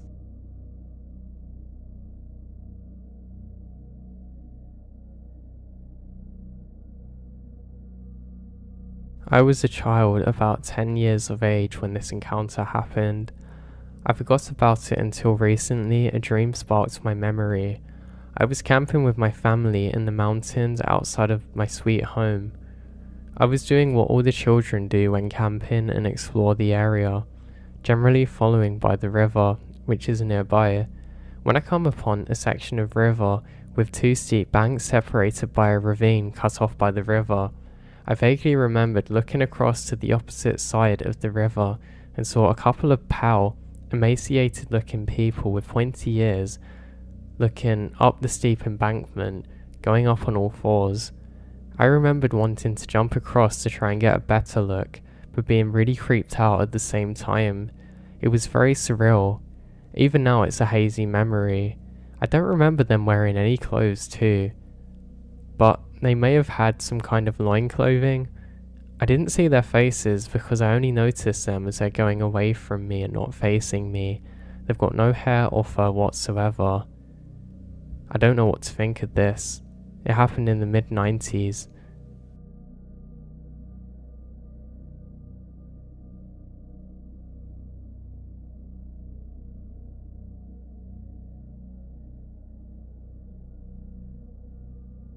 Now I've had this story for 6 years, and I haven't really spoke about it. I went camping 6 years ago with a now ex-boyfriend of mine. The campsite we picked was beautiful, and we're able to drive through some rough trails. The spot we picked was next to some hiking trails that weren't very far from some natural hot springs and a huge waterfall. We were in the middle of nowhere. Absolutely nobody's around. We set up camp the next day, and we went hiking, soaked up in the hot springs, and come back and had dinner. It's all very normal until the next day. Now I need to give some context as to how we slept that night, so you can understand my confusion.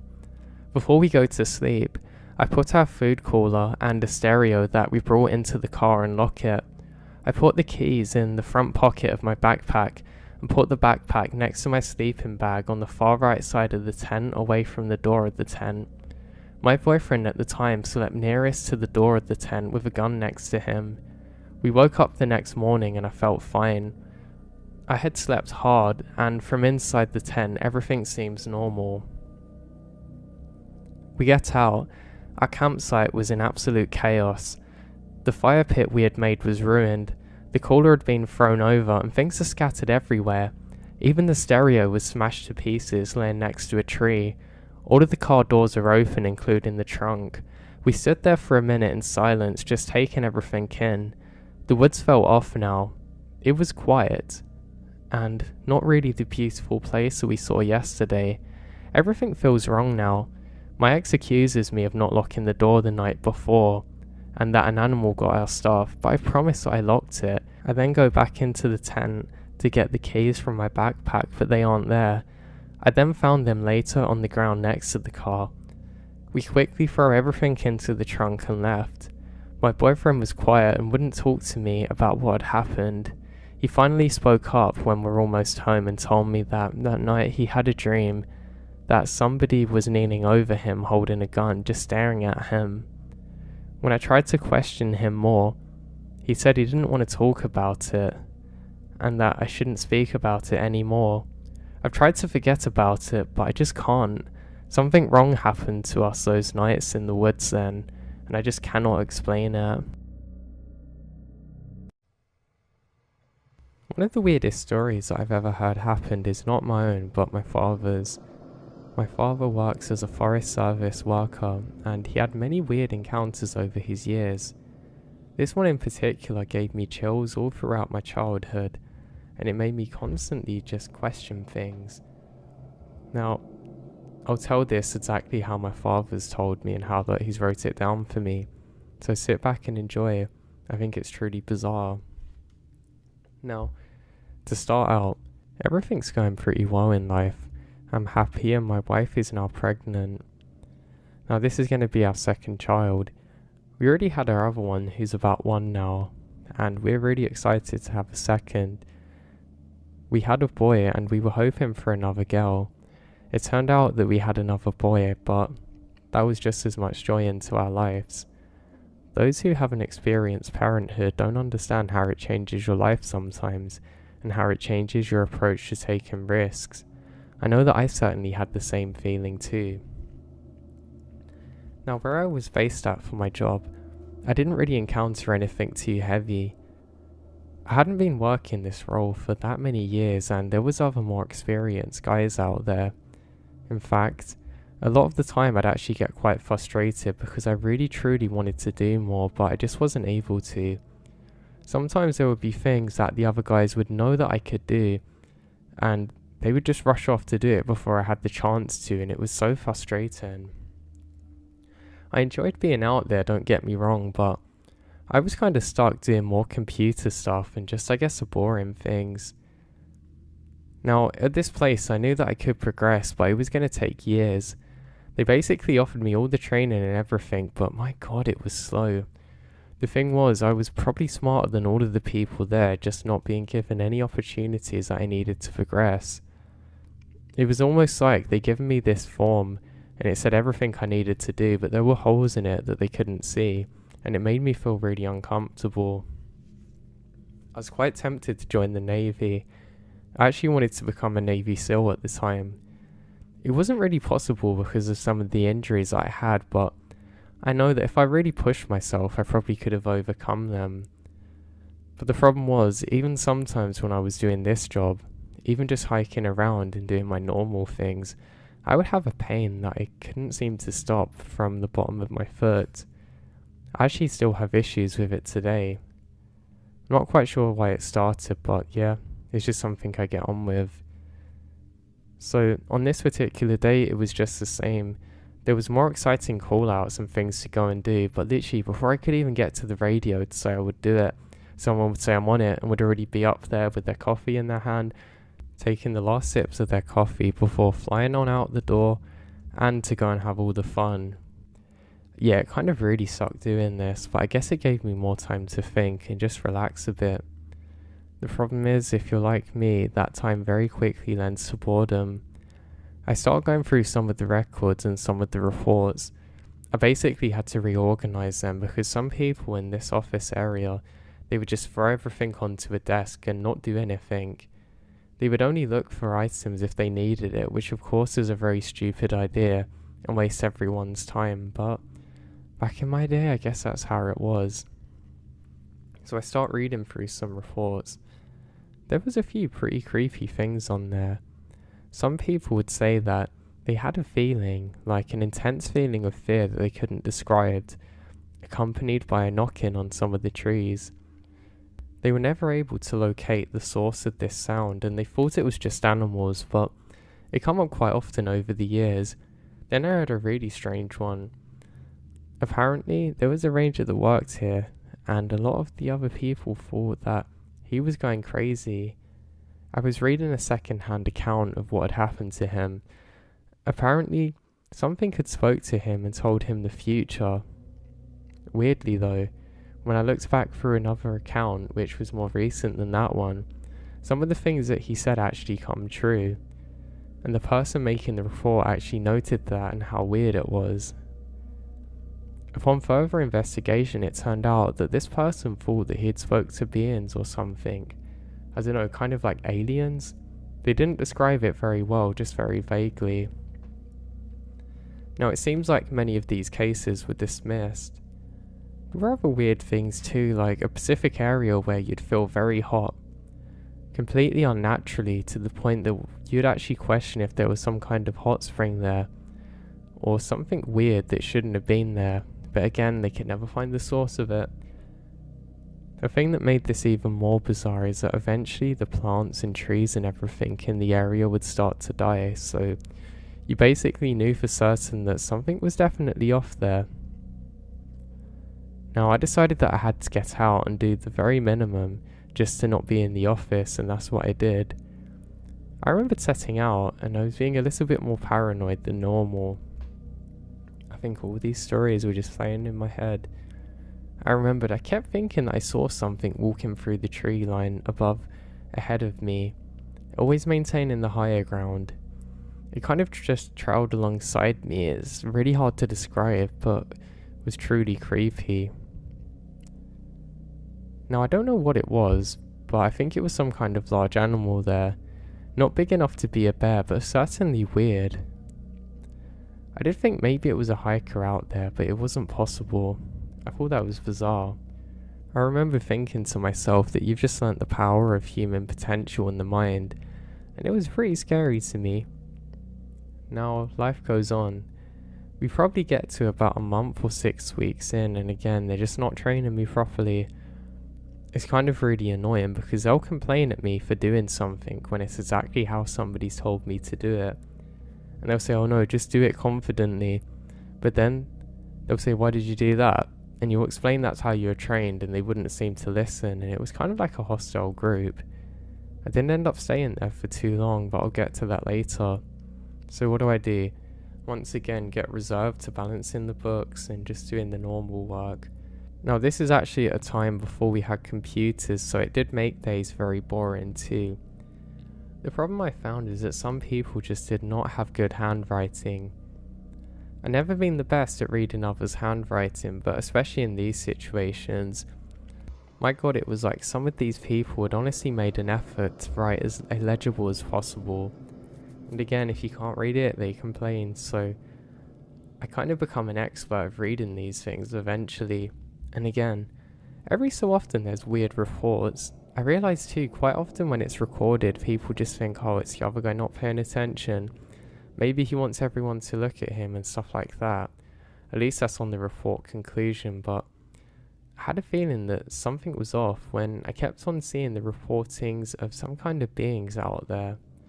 This spanned over a number of years too, and long before I was there.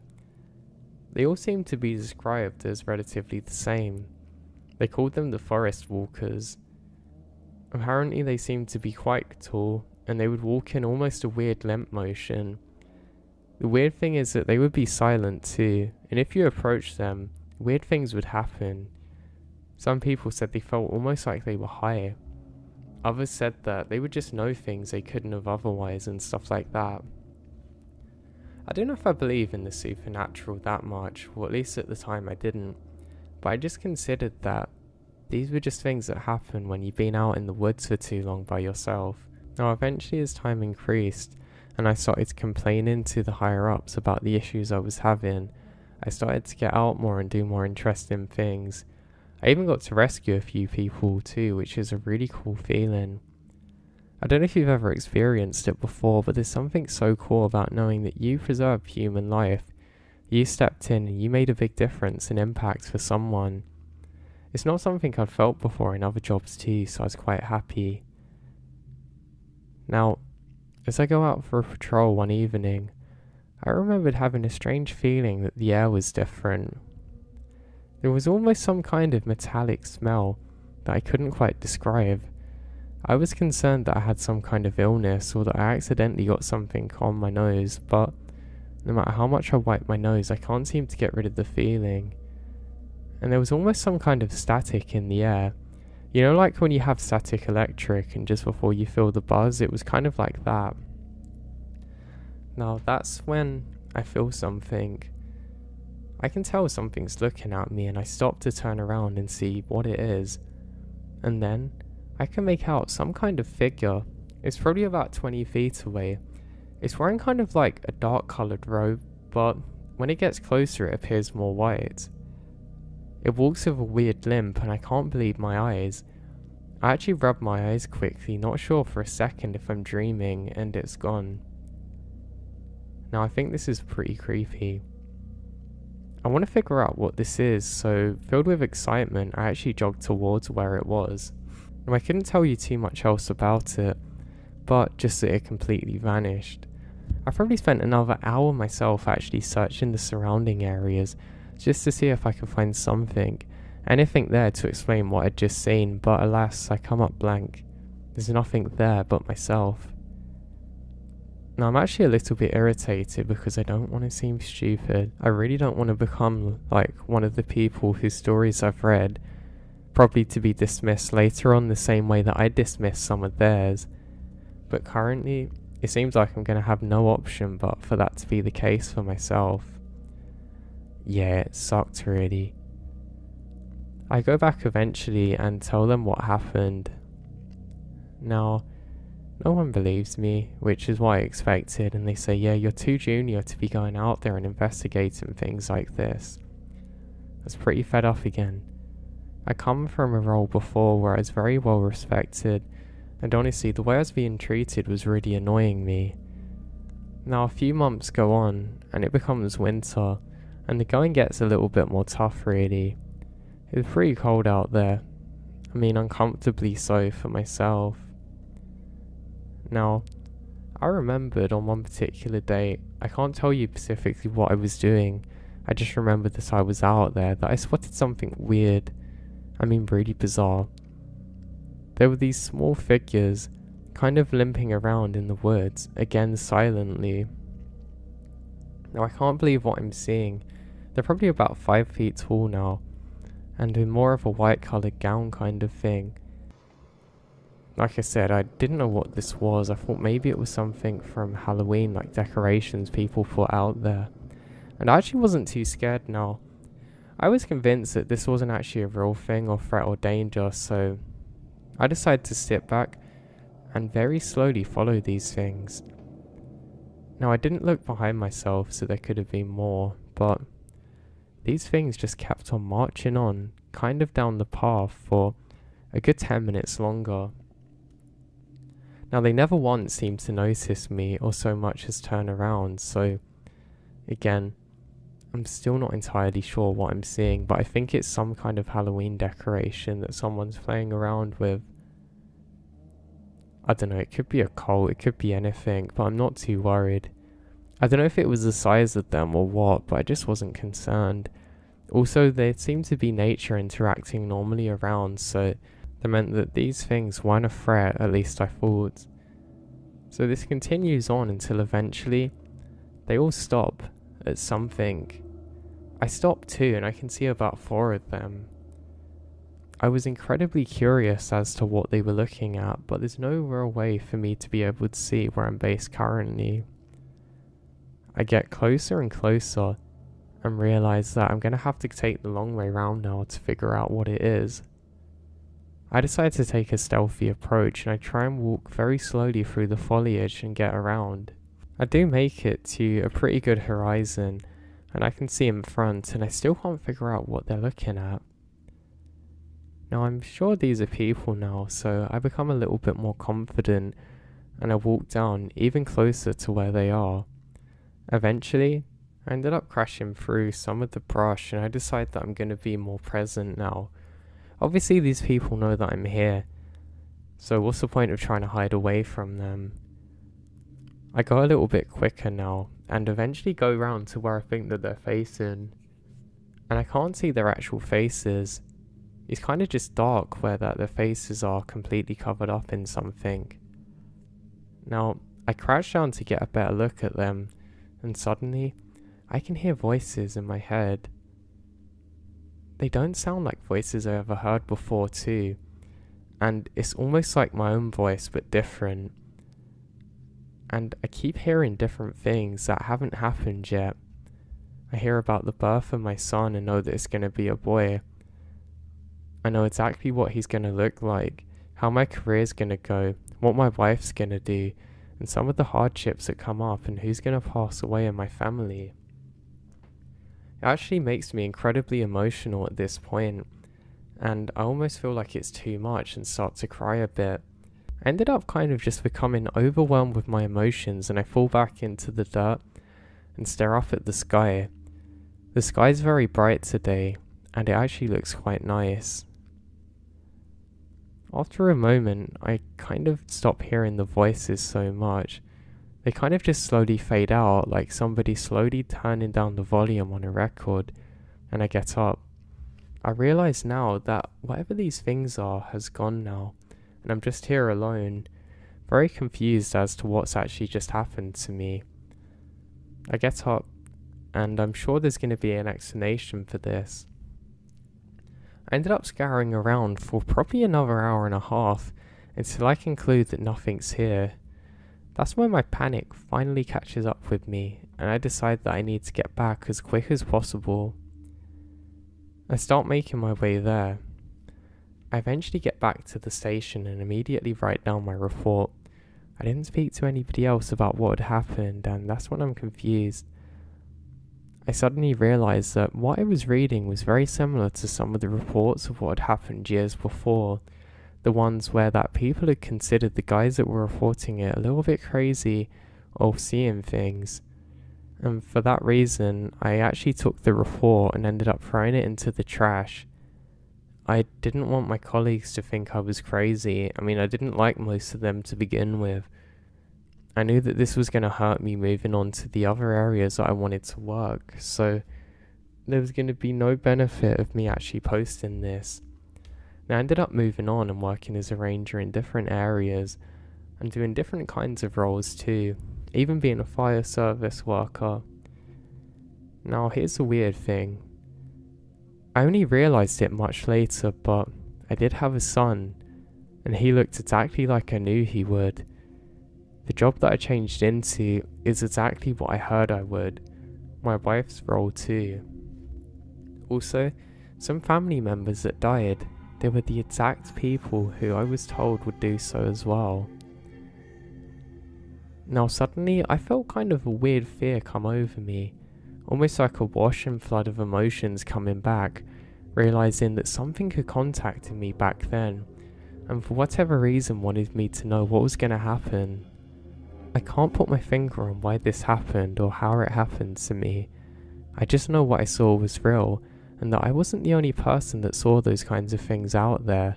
Lots of my other colleagues had experienced some very similar things, and I just don't know what to make of it all. I worked as a park ranger for a long time, and still do. Now something happened to me when I was off duty one day that I can't really explain. I was doing a long road trip to go and visit some family out of state. It basically meant I'd be driving for a good few days, and luckily to keep me company I had my lovely Labrador. I absolutely loved this dog, well I still do. She was really my friend away from home, and my friend at home, so I was happy to have my dog there with me. It also meant that along the way we could stop and go for really nice walks in the forest and whatnot. Now about halfway during the trip, I decided that I would stop off in another national park. I actually didn't cover this area as I was quite a long way from where I was stationed, but I was just really excited to be out there. I took my dog, grabbed the lead and we head out, and I had lots of water with me, remembering that my dog could get dehydrated really easily. So we go for a nice 10-minute walk and eventually stop by a lake. I have to stop my dog jumping and going for a swim, which is really funny because honestly it's like a bat out of hell trying to get to the lake, but I don't know what's in the water, and I don't really have a good way to dry my dog, so I decide not to. We go back to my car and we continue onwards once again. It's starting to get quite dark and I'm actually feeling really tired suddenly. You know, like you can sometimes randomly just out of nowhere when there's no reason for it. There wasn't really anywhere good to pull over, so unfortunately I had to just stop at the side of the road, away from bends or anything, but onto a nice little clearing that was surrounded by trees. Now, the night come very quickly and it was a little bit cold, so I was happy to have my dog there too to help keep me warm. I'm just laying there thinking about the things that I'm gonna do when I get back to my family, and I suddenly hear a very loud thud sound.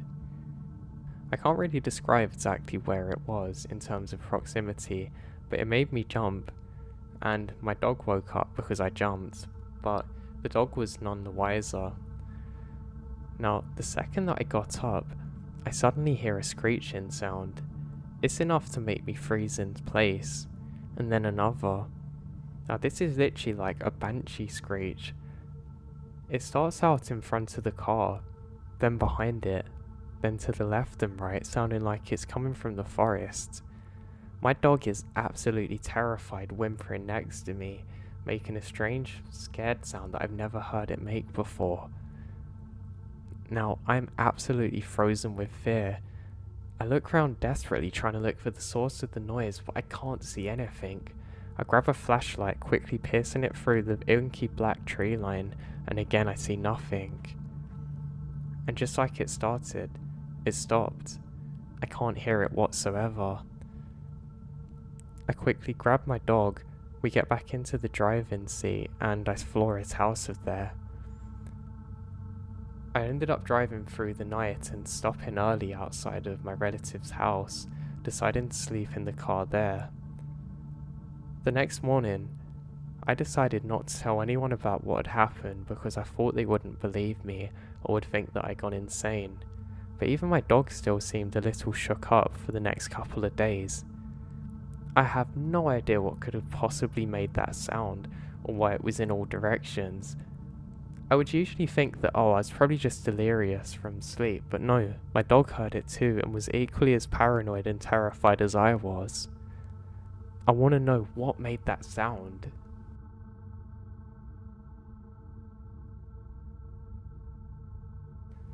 About 2 years ago, I was driving home from a family reunion party pretty late at night, and the drive was about 2 hours. I didn't stay long because I had to be back for work the following day. Most of the drive was on dirt roads, with dense brushes on trees on either side. The real creepy ones that you see in movies, really. So anyway, I'd been driving about 45 minutes when I was starting to get really tired. You know how sometimes you suddenly become really tired out of nowhere? Well, yeah, that happens to me. I knew I wasn't going to last. I didn't come across any place that I felt I could park and sleep safely. Anyway, it becomes clear to me that I wasn't going to find any place to pull up, and my tiredness isn't going anywhere. I did something questionable.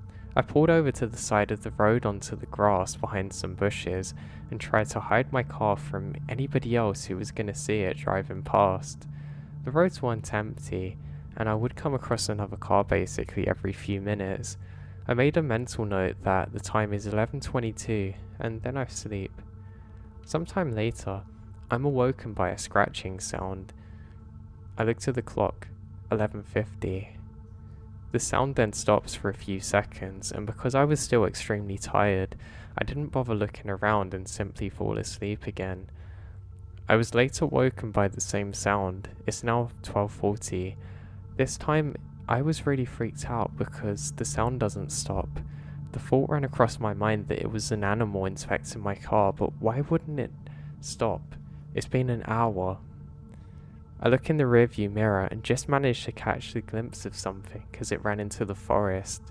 Now, at this time, I thought it was the damn hook killer. You know, the one that basically scratches on the couple's car, then slaughters the guy who gone out to investigate. Nah, not me, I thought to myself, so I got the heck out of there. There was a bend no more than 100 yards up the road, and as I come around it, there's a car parked right off the side of the road with the door open. I slowed down just to see if anyone's in there. There wasn't. Then I looked in my rearview mirror. I didn't see anything. All of a sudden, a guy comes bolting out of the corner screaming, "Hey you, get out of my car, come here now." I get out of there and sped off as quickly as I can, and I never saw that guy again.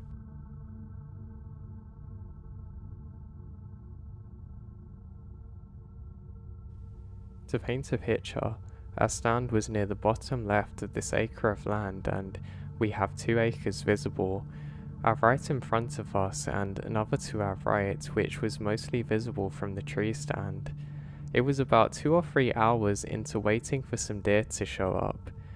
We had heard a lot of different animals like turkeys, foxes, and all kinds of birds, and lots of squirrels. It's very exciting for me. Eventually, at the opposite end of the acre, a small deer comes out of the tree line. I had my gun ready, but my uncle signals to me to let it go. He later explained that it would be an extremely hard shot even for him, and also the deer was small. So, I just watched this cute deer march away. It leaves with its tail wagging.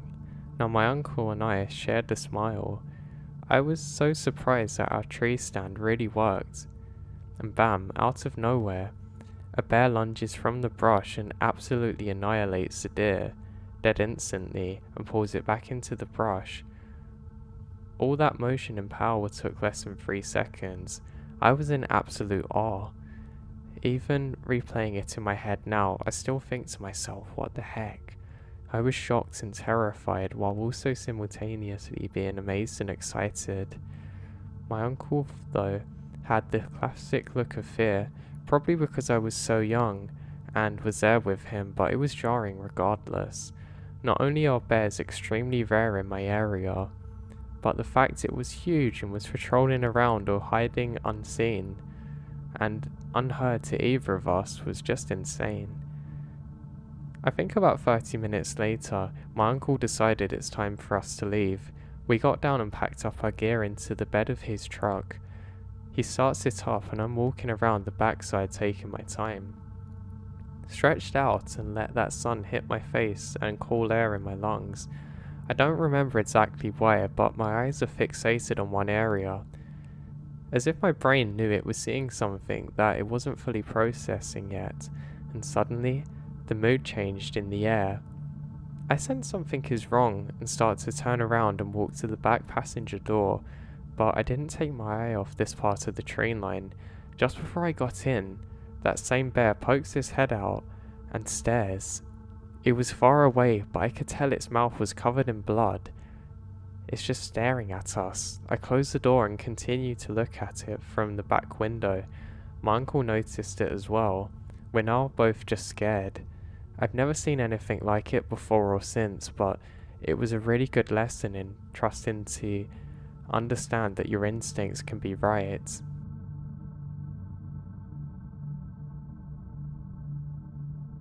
So I was about 5 at my grandparents' house, which was pretty rural, surrounded by woods and farms. It had just got fully dark out, but they had a few lights in their yard, and I was just bopping around doing whatever kids do. This would be around 1998 to 99 in Texas. I wandered over to the far edge of the yard, right outside of where the lights could reach, under one of those big trees, and something in that tree growled at me like I've never heard before. It was 15 feet up in the air and it didn't sound like a dog. I remembered freezing and being too scared to move for what felt like a long time, but was probably just a few seconds.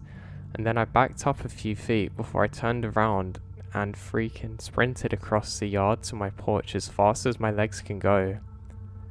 It wasn't a good idea. I don't know how it didn't chase me and rip my throat out. I ran in and told the adults there's a jaguar outside because that's what it sounded like, but no one believes me. About 10 years later, my dad is telling me stories about growing up in that house and how at night in the summer you'd hear the streaks of mountain lions that migrated up the creek behind the house every year. Now I'm 100% convinced that the growl was a mountain lion trying to keep me away from that tree for whatever reason. Maybe there's a cub with it, or food or something.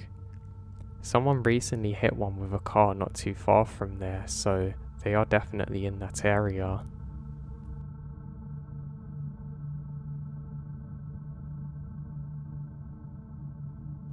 So, a buddy and I went hunting over a long weekend a few years ago. We hiked into the hunting terrain and stayed in a tent. This is in the middle of nowhere in the Norwegian wilderness, and we had exclusive hunting rights to this area, so we didn't think anyone would be around. We have no cell service within something like a 5 to 6 kilometer radius and something like 10 kilometer to our cars. Now we camped over next to a small lake and didn't see any people there for the first couple of days. On our last night there, we were eating dinner next to our campfire pretty late at night, so everything outside our immediate surroundings is pitch black. Now suddenly, we heard somebody take a shot on the other side of the lake. It sounds like a rifle. We thought this was a bit strange since there shouldn't have been any other hunters here, but we just figured somebody was messing around. We forget about it and go back in to eat. Another 10 minutes or so later, someone took a second shot, which sounded much closer. This time, the bullet hits rocks behind us, like 5 meters or so. We both freeze and just look at each other. And then there's another shot, and we're pretty sure our tent's hit. We obviously had no idea who did it or what to do. We couldn't call the cops since there's no cell service and it's completely dark, so we couldn't really hike out there without using flashlights, which seems to be a terrible idea. We ended up finding a downed tree with a little cave-like thing under the roots. We sat there until the morning. We then packed up as soon as possible and basically ran to the cars, where we called the police. The police took it pretty seriously, it seemed like, but nothing ever came out of the investigation. We really, even to this day, still have no idea what happened or who could have possibly done it. This was absolutely bizarre, with no reason for anyone to be out there with a gun, unless they are poachers, which is almost unheard of in Norway. I've never been so scared in my life, and it definitely took me a few years before I went back.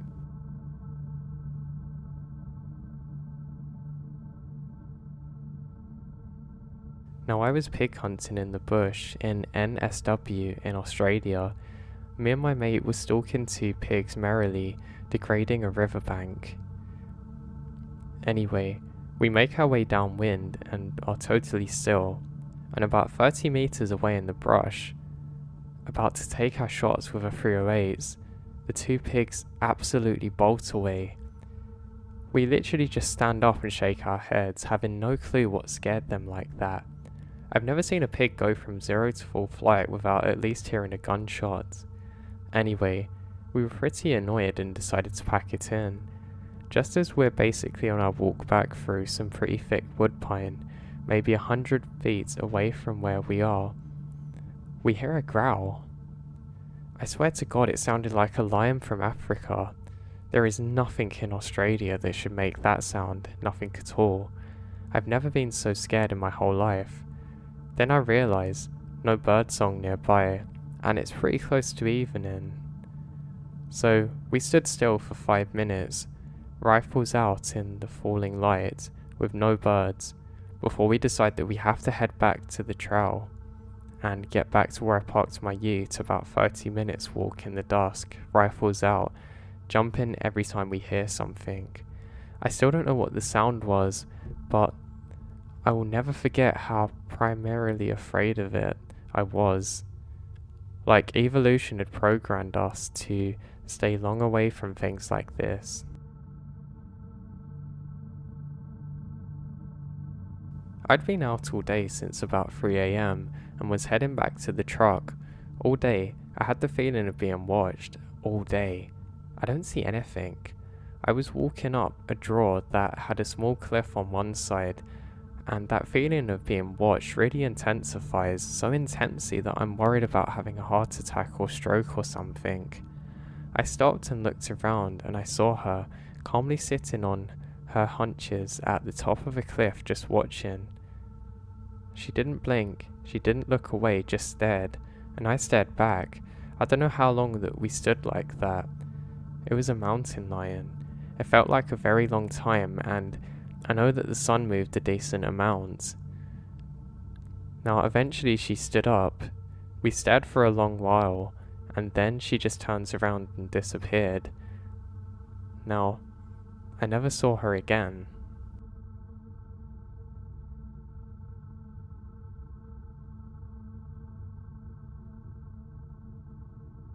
I was out hunting and heard somebody screaming in the woods. At first I thought it was an auntie trying to scare game away. As I listened closer, I could hear it was help. Went towards the sound and found a first-time hunter who was lost. He's in total panic, red in the face and all sweaty, still yelling even though I was standing next to him trying to calm him down. This is in early December, about 3 in the afternoon. It gets dark at about 5 at this time of year. It was cold and snowing. His phone died, he had no flashlight, no way to start a fire, thermal blanket, map, compass, food, water, nothing. The scary part is thinking what would have happened if I didn't hear him.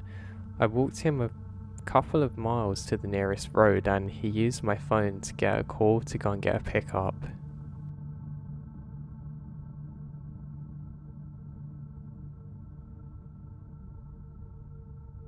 Okay, this is 100% true. So now I'm 23 years old, and this happened about 10 years ago when I was 13 or 14. I used to basically skateboard all of the time, pretty much literally. I absolutely loved doing it. Now, all the time I would go with my friends Tim and Brandon, and one day when we got done skating, we decided to go to a 7-Eleven to go and get some food or drinks before going home. Remember, I was only 13 or 14, so we weren't driving. We had skated to the 7-Eleven and were planning on skating/walking back home.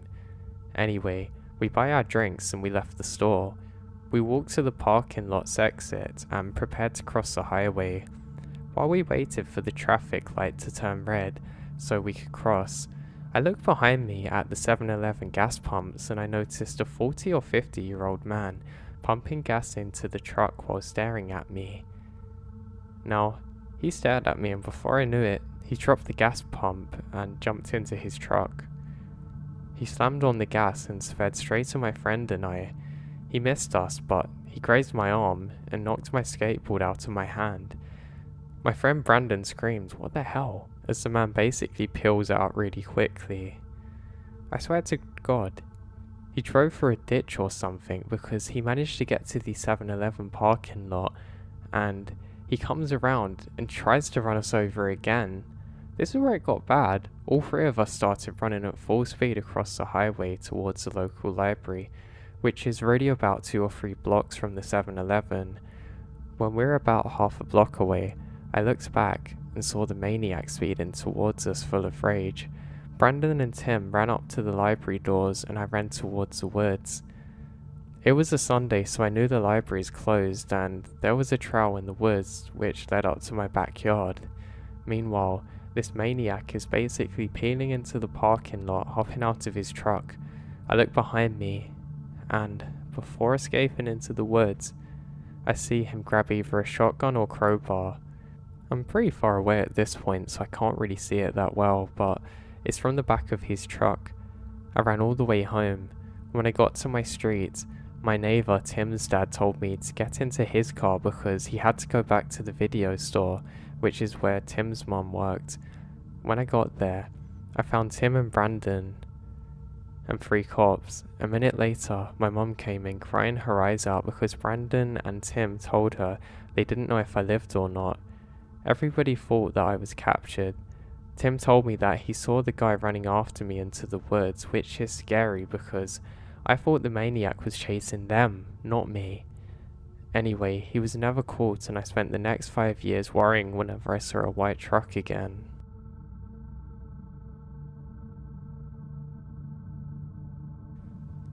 So north of Atlanta deer hunting, I headed to WMA in northern Georgia.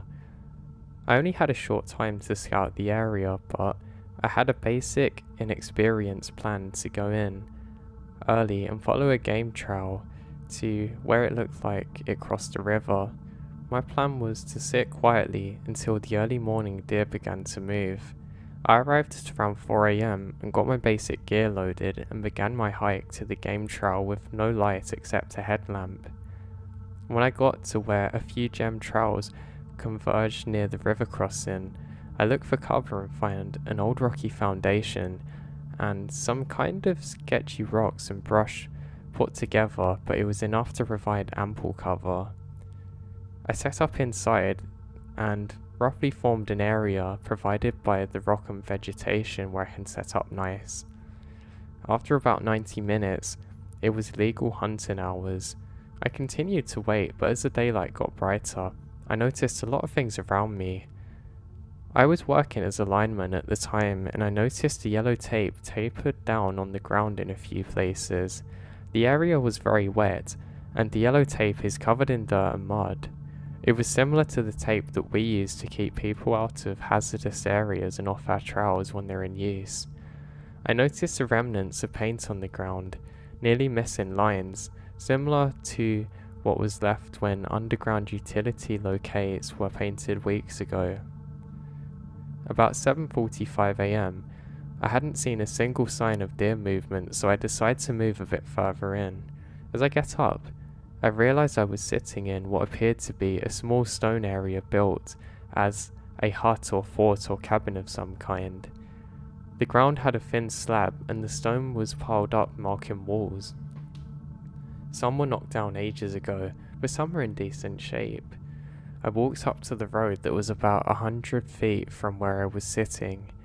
When I got to the road, I saw a display of colourful objects. I walked over and it was a 3-foot by 4-foot tall pile-wide area of stuffed animals. It had been raining all week, and so these were soaking wet, covered with splashes of dirt and whatnot, looking very nice. Affixed to a tree above the stuffed animals was a barely legible sign that was streaking in the rain. It was a memorial of somebody who had been murdered in these woods. My mind raced as I realized the tape on the ground was a police line, and the paint was likely designated to where the body may have been recovered. I was kneeling in the exact location of a murder scene, or at least where a body was recovered. Hunting was over for the day, and I literally had random shivers for hours.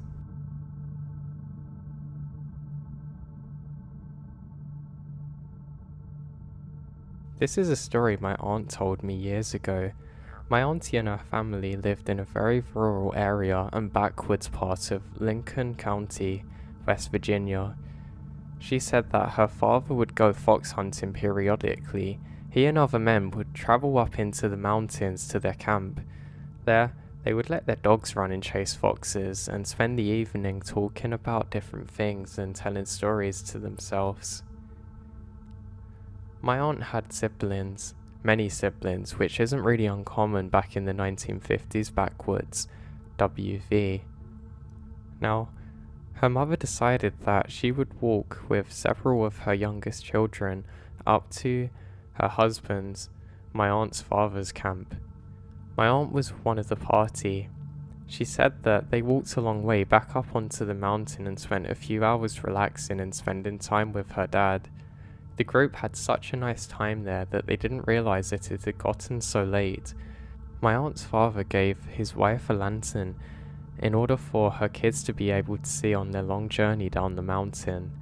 As the group left, the lights from Fox Hunter's camp eventually faded out of sight as they walked down on the mountain. Her mother notices a small ball of light about the size of a softball coming down the mountain behind them.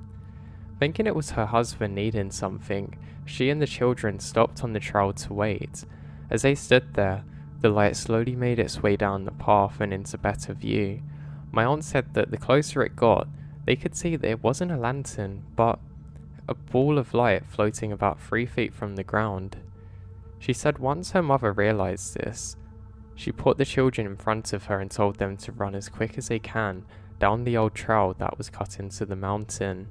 My aunt told me that they ran as fast as they could down the hill.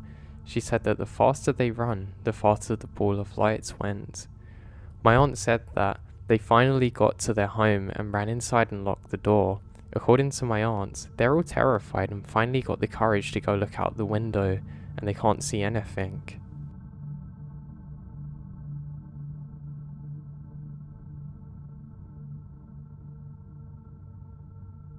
For some information about me, I am American. I was born in America, but my father's from Norway, so that means that I spend half my time in America where I work as a park ranger, and whenever I get a chance I love to go back to Norway. Specifically, I live in a place called Bergen, which is really beautiful. Well, half live there, should I say. Now in America, I live in a state that has beautiful national parks and forests everywhere. It's my favourite place to be. Now there was one particular time about 10 years ago that I was back in vacation in my lovely Norway, and I was having a really good time visiting my friends and relatives. Now a friend of mine was asking many questions about my job in America and what I have to do for this. He just said he finds it fascinating and it would be a job that he'd love to do. He kept on going on about it, so I said, "Hey," and my friend's name, "why don't we go out to a hike one day and maybe go camping together?" He absolutely loved the idea and jumped up for it. Now we decided that it'd be best if we went camping, but we would just hike out to the area first to get an idea of where we wanted to go and to see how my friend was being out there in the cold. He again was very excited about this, and so we picked a date and set off. Now the area we went to is truly picturesque.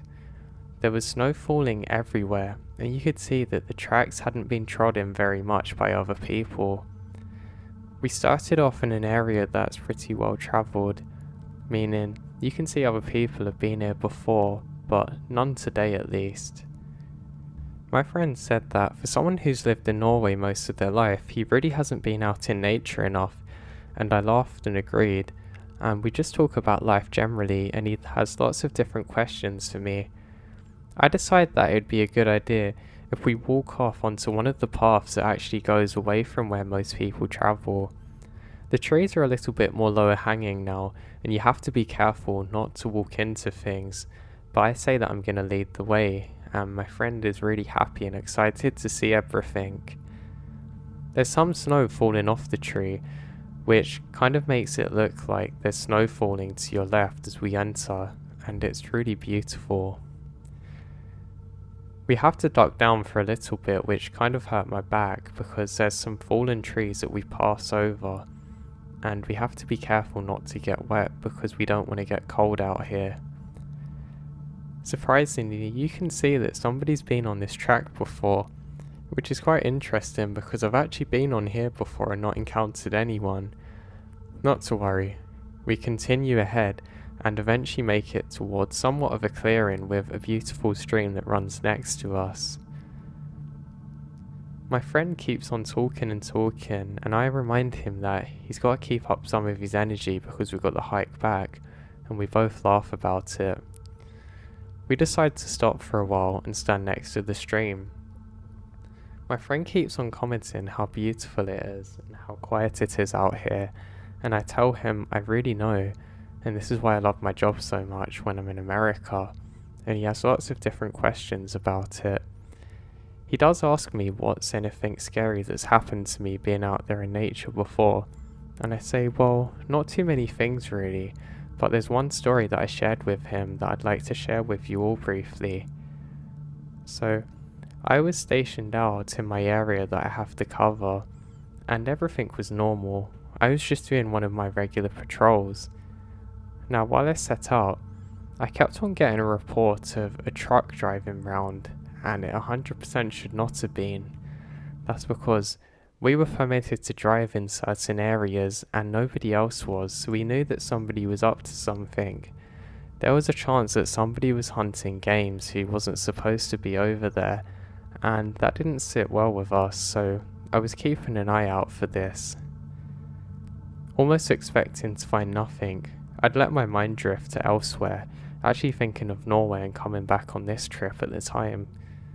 Now, I didn't see much of anything for the first few days, until eventually I did see a truck, and I thought, this is interesting.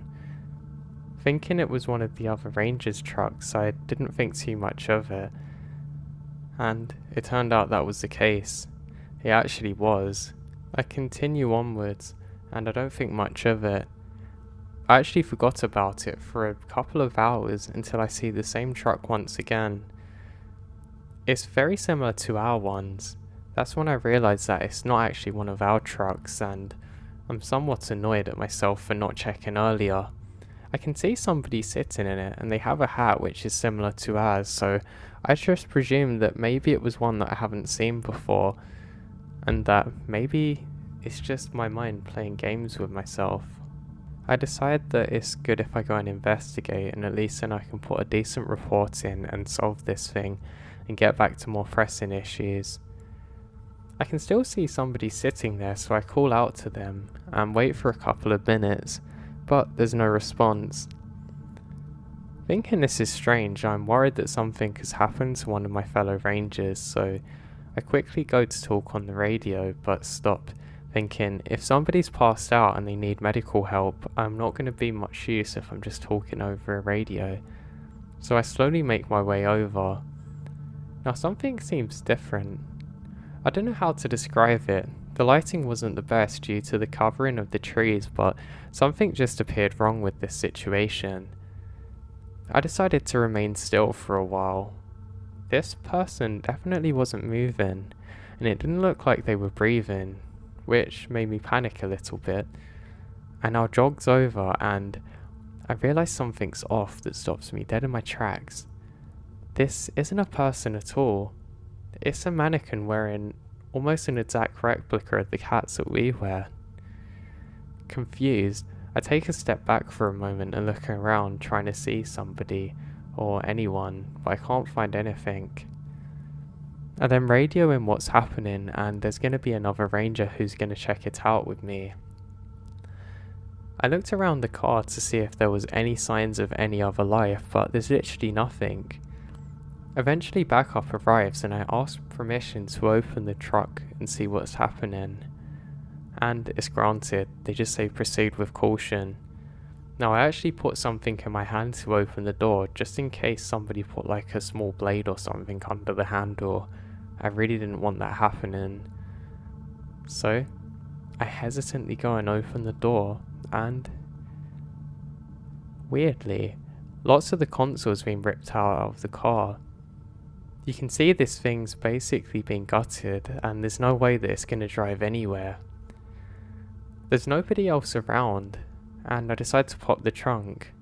I pull the lever that pops the trunk and nothing happens. I then go round the back, and me and my friend pry it open basically, and weirdly, there's a large teddy bear wearing another ranger hat there, staring back at us. Worried that maybe there's a bomb or something, we decide to suddenly sprint back at least 40 meters and call in some law enforcement to figure out exactly what this is. We waited for a good 2 hours before the police could actually arrive to give us some help, just because we're really out of the way and apparently actually got lost upon arrival. When they do arrive, they seem very suspicious of everything and wondered whether it was somebody really trying to have one over on us, but we think otherwise. They very cautiously prodded around and realised there was no bombs or explosives or anything, because truly this was looking like something out of some kind of movie. They gone over to the mannequin and took the hat off, and everything was as it seemed. They have no idea how the truck actually got here though, because there was no tracks around leading up to the thing, so how it got there is really beyond me, truthfully. Now, they did dust over everywhere, but strangely, they couldn't find any fingerprints whatsoever other than our own, where we had investigated. And it was one of the weirdest things that happened to me. How anyone or anything could have got the truck out there is beyond me. It would have A, made too much noise, or B, 100% left evidence, but C, there was nothing to actually get it there. There was no engine, so obviously it didn't come on its own power.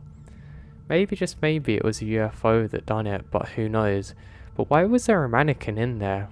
Why did it have the hats to accompany it, along with its friend in the boot? I won't know. I don't think I ever will, but it really scared me for a while. After sharing this with my friend, it was safe to say that he was very scared now, and pretty hesitant to actually go on. Yeah, I probably shouldn't have told you that, I said to my friend, and he laughed and says, "No, I'm just kidding, buddy. I'm fine. Let's press on." And we continue onwards. Now, this part of the walk in the snow is again absolutely beautiful, and we're now approaching much larger trees. We get up to the bridge and we're just talking generally, and my friend keeps on asking me different questions about what's the most scary thing that's happened to me just in the woods generally. And I tell him that I've got one more story to share with him, but let's just appreciate how nice it is here first. And we continue onwards. Now my friend stupidly gets very close to the edge of the bridge, and the beams aren't very high, and he kind of half slips in, but luckily slaps the ground and kind of stops himself. I'm not sure how he done it, but it's definitely a good thing, because I can't be bothered to drag him over to safety. To my left I can see a beautiful stream, and this shoots off from the one that we're just on, and we continue up to a bigger bridge. I tell my friend, "Hey, please don't fall in this time, seriously. If you go in, I'm not going to be able to get you out easily." He laughs and continues very hesitantly. If you're going out on long hikes, especially in the snow with people that don't really go out in the outdoors often, it can be quite dangerous for them, and normal situations can sometimes become life-threatening. And that's what my friend was doing. He seemed so up for coming out here at first, but it's almost like now that he come out in the cold, he was having second thoughts, and 100% didn't want to be here with me. But that was fine and to be expected, I guess, and at least we wouldn't have to do the camping trip now. So we continue on. We keep moving up some steps and are now moving uphill, and my friend keeps on pestering me about my other strange forest story. I tell my friend that if I share this story with you, then please don't get too scared to not go on, because you seemed pretty scared before, and he laughs and says, "Yeah, don't worry, I won't." I say fine, and I start telling him my other story. Now this one is from my childhood. This one again was actually in America and not over here, and was on a beautiful summer's day. On this particular day, I hung out with a group of friends. Now, all of us like to go out into the woods together. Now mind you, we were very young, and we did live in quite a safe area, so our parents didn't have that much of a problem with us doing this, and we like to play a game called Manhunt. Now for those of you who don't know, basically there's somebody who has to hunt, and the others have to hide. So Manhunt, as the name suggests, except we were much younger to be considered men.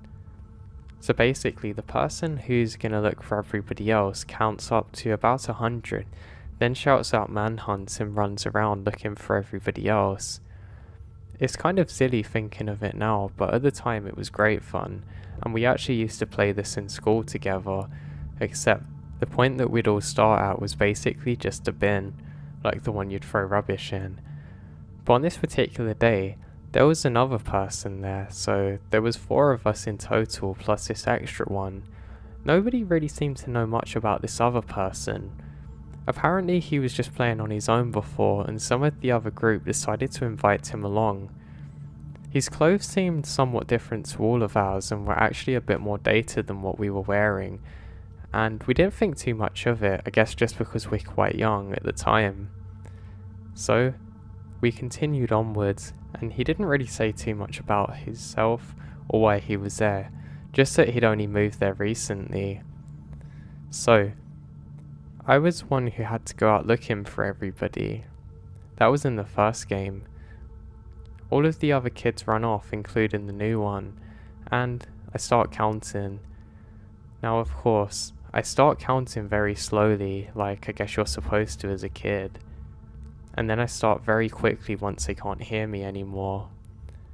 I probably did maybe 30 seconds of counting in total, but I think everybody else did. But I don't know, I had to win this game, you know? So I look out calling manhunt while I head off.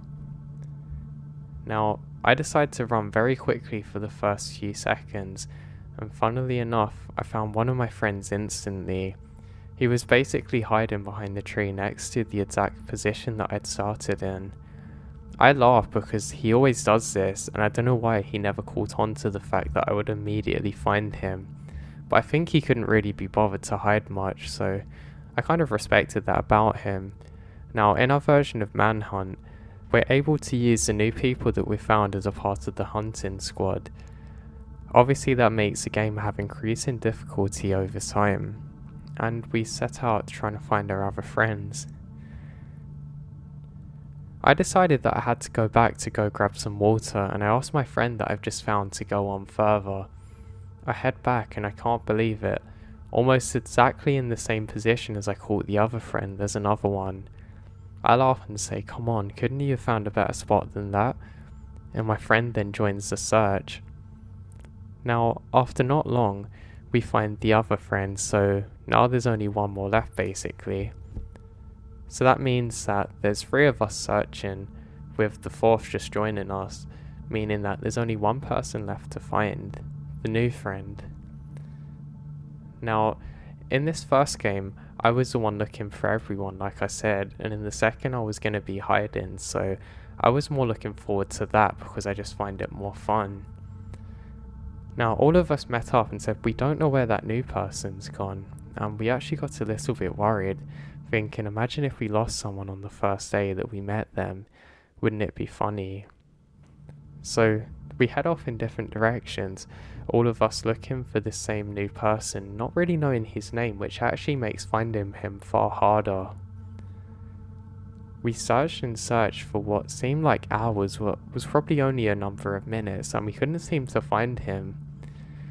We basically searched a very wide area, which is pretty much as far as you could search, and looked over every possible place that he could have been hiding in, and we couldn't find him at all. Thinking maybe he pulled a quick one on us and had just escaped back home, we decide that we shouldn't look much further, and think maybe he's just a bit weird and that's why he ran off.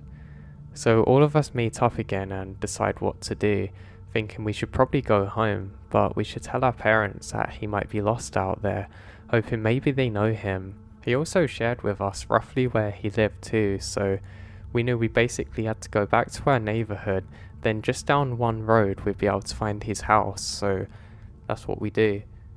We start walking back, and we're still looking for this person, but we can't find them literally anywhere.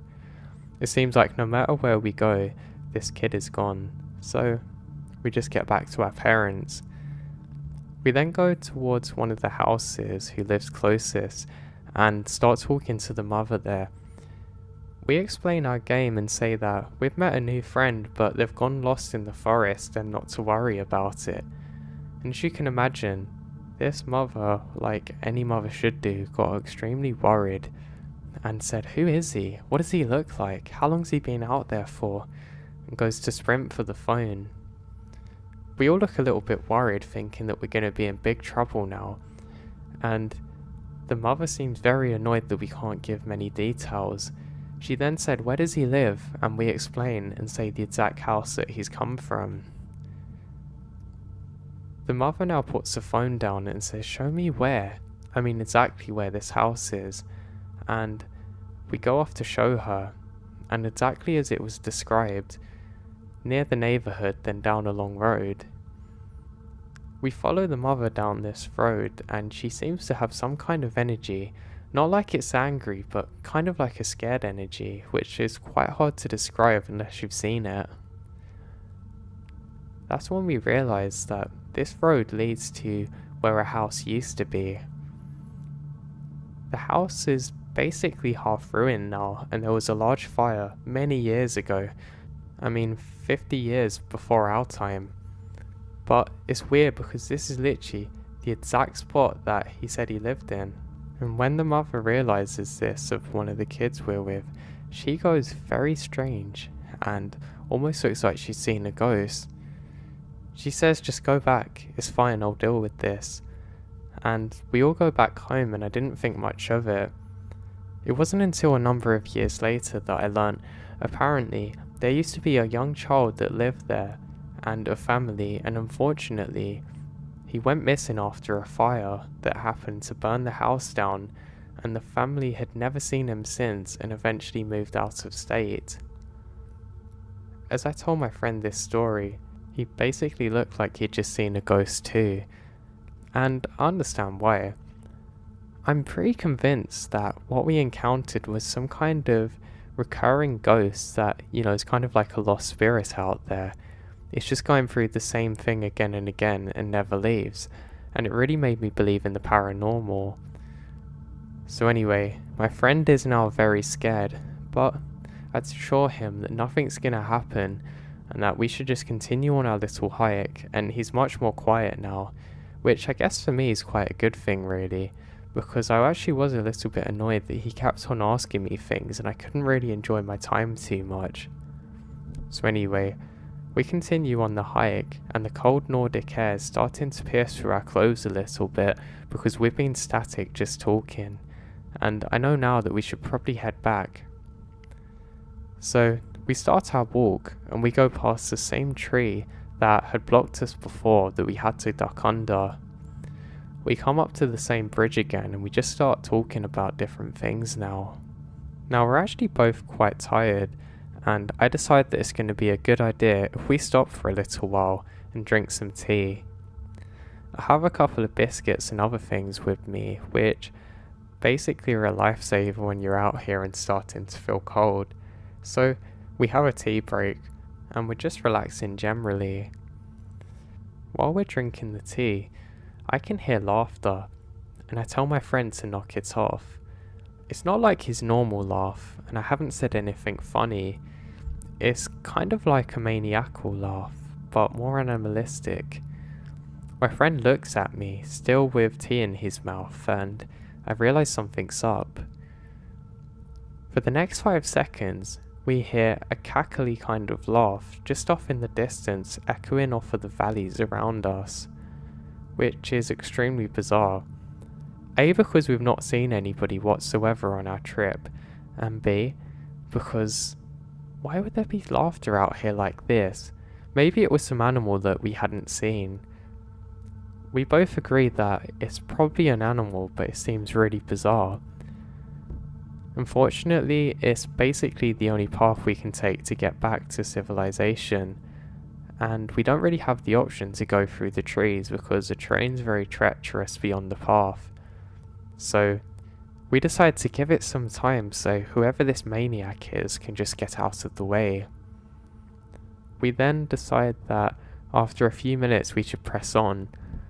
I decide to take the lead, not because I was feeling brave, just because I didn't have a choice really, because my friend is basically frozen there. I keep telling him, come on, we've got to get a move on and just solve this and get back. I'm sure it's nothing, it's probably just a person, don't worry. And we continue down a small ridge. While walking down the ridge, we've realised that up ahead is a person. They're dressed in pretty much all black, but their clothes seem to be one piece, if that makes sense. So like they're wearing some strange overalls, and they're kind of gliding through the snow ahead of us. They're going pretty quick and keep disappearing over different hills and beyond the tree line. We decide to walk much more slower now just to let them go ahead, I don't know if you've ever experienced that, but you know when somebody's acting a bit strange ahead of you, and if you slow down you can create distance? Well, that's what we're doing, and we decided to stop on another bridge. We finish off the rest of the tea, and we don't hear any more laughter this time, so we just start to crack jokes about who this person was or what they were doing, and I start pretending they were laughing at my friend for being so scared of the stories. Feeling more confident now, my friend walks ahead of me and actually leads the way back, which I was pretty impressed by. We're coming up to an area that has a little bit less snow now than before, but it's fresh set snow, so you can see where you've been. Now that's when we notice the first thing that seems odd. There's no footsteps here. Literally nobody's been here, no animal or anything, so that leads us both to have one question. Where did this person go? And how did they get there? Because we're both certain that we've just followed their steps, but there are none to follow. There's no animals, nothing. So we're both a little confused here, but think it's probably just nothing and we're just overthinking. I'm getting a lot more worried now, and we both continue on, cautiously. Now this part of the path actually opens up a lot more, and again, there's no signs of footsteps anywhere, which is really bizarre, because usually you should be able to track something in the snow if it's following your path, and whatever this person is, they were definitely following our path, or at least walking on the same one. And there's no tracks anywhere that you think a normal person would walk. That's when we're thinking maybe it's an animal. And there are actually some strange Norwegian folklore tales about these kinds of things, but I don't know. I never thought they were much more than just that, I guess, but maybe I was wrong. Now my mind flashes back to the time that I played with that ghost child, and I start to get a little worried. From this specific point that we're standing, we can actually see a lot further ahead, and we both stop for a moment. You can just about make out some kind of black figure really far off, quite high up on not really a mountain but a high hilled area, kind of floating along the top. It's moving left to right very quickly, and we both look at each other again just to see if we're actually seeing the same thing. At first I thought it was a bird, but there's no wings flapping at all or anything. It's like almost as though you got something on a large cable dragging it left and right, but not moving like that. And suddenly, it disappears again over the ridge. Now, we're not sure what we've just seen, but we know it doesn't look right at all. Now we're a little bit worried. Once again, this thing is up ahead, basically in the exact position that we need to go to, but somewhat miles away almost. It's quite hard to describe, but it's like it's skipped much further ahead of us, but we can still see where it is roughly. We now walk even slower, very confused on what we're seeing, thinking maybe it's something that has a logical explanation. Maybe it's some kind of bag or even a kite or something stuck up in the trees that's just going back and forth. Maybe it's an animal in the trees that we're not sure about. But every step we take is further confirmation of the fact that this isn't what we saw, because there's nothing in the trees. Everything's so perfectly still and quiet.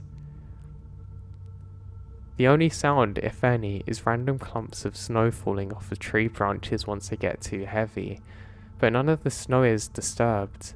All of it remains undisturbed, so there's definitely something up now. Every few moments we have to stop and try and figure out what we're looking at. This goes on for a good few minutes, until we can see something just ahead of the bridge that we have to cross on. It's a black figure again. We both stare at it intensely and decide to duck down into the snow just to stay out of sight and hide behind some of the trees. We have to investigate this thing before it knows what we are, and in a prone position, I slowly crawl my way along the snow, trying my best not to be seen with my friend behind me. This thing does not move, I'm not kidding with you. It literally stays perfectly in its position, not even flinching at anything. I say to myself, God, what are we dealing with here? and what's worse is nightfall isn't really that far away. I continue crawling forwards on my belly, getting a little bit cold, until I've realised that this is just a tree. It's no longer alive, but God, it looked like that thing we saw before. Not sure if we just saw a tree or what to think. We both proceed somewhat cautiously, walking at a more relaxed pace now, thinking maybe, just maybe, there's something to explain all of this. We get closer and closer to it, and yes, it's just a normal tree with nothing to worry about. We stop for a moment and look up towards the ridgeline. There's nothing there. There's nothing in the trees. It's then confirmed in our minds that whatever we have seen is actually not this tree. If only it was that simple. And we press onwards. Now we're probably only about 15 minutes from where we need to get to be in the last clearing to get back to the car, and I'm starting to feel a lot more confident. We actually start to joke about what we've just seen, and I realise there's a path that we can take that's basically a shortcut. I explained this to my friend, and he's actually up for the idea, looking forward to getting back warm again and into safety. My friend agrees, and we both go to the right following this path. Now, as we're walking, my friend notices something that seems odd. There's kind of like a blur up ahead of us, just through the trees, the same height as the thing before but different. We both then come to a stop, and it stops too. Okay, we're definitely looking at something now. It's almost like a disturbance in the air, if that makes sense. I look at my friend and he looks at me. I then look up at the sky and my friend nods at me. We have to get back before it's dark and gets too cold and treacherous. But that means we have to go up to this thing.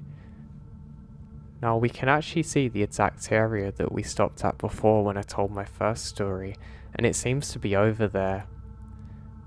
I checked and I had everything with me, so I know it was nothing that I left there. But how could it be anything I've left there? This thing doesn't look normal at all. We start to proceed once again, very cautiously, as the silent snow falls around us. This thing is definitely set in place, and it's almost like a bit of distorted glass sitting there. We keep looking around periodically, checking that nothing's tracing our steps or following us, and luckily there was nothing. You can also see that the paths have been trodden on not too long ago, which is reassuring. But it's hard to say how long ago this was really. Maybe it's just from somebody who was walking through on a hike and gone back to their car, but I guess we won't know. So we continue onwards. We make it closer and closer to this thing, and that's when I realise there's another. There's two of these kind of like, I don't know how you guys would say, but maybe like blur just there, perfectly still. There's two large trees that I can use for cover, so I decide to slowly go up to this and poke my head around to investigate more. Again, looking at my friend to confirm what I'm seeing is actually real, he nods at me once again, and we realise that whatever this thing is definitely not moving, and it does have a friend. Thinking maybe it's a man-made thing, I actually relax a lot and start to proceed over to it. With every step I get closer to it, I feel more and more like I'm being watched, which is really bizarre because I didn't have this the whole time we were out here.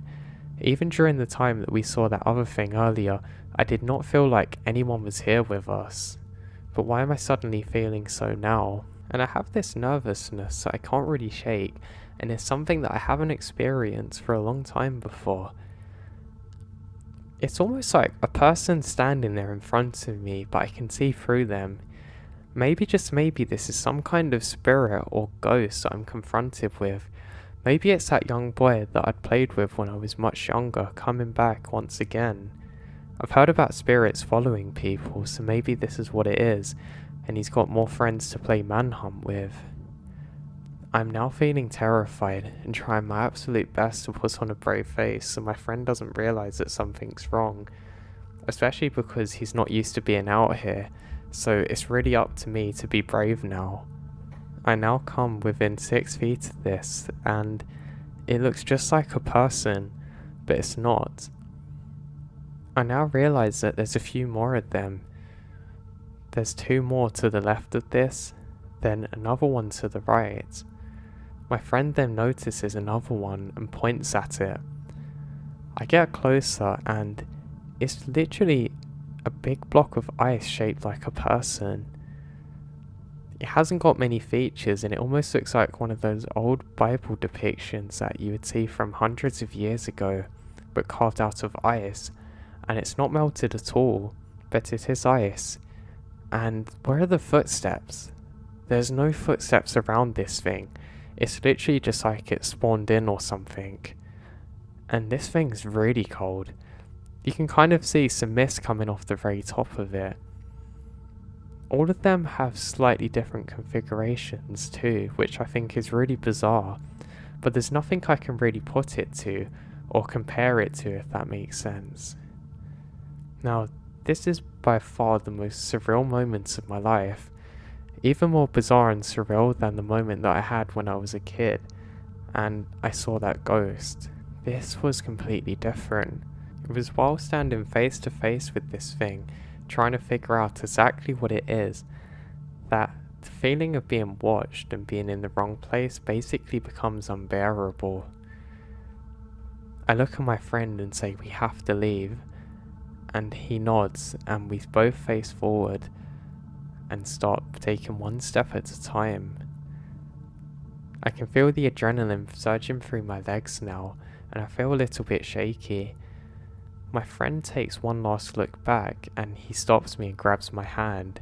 He squeezes it for me to look.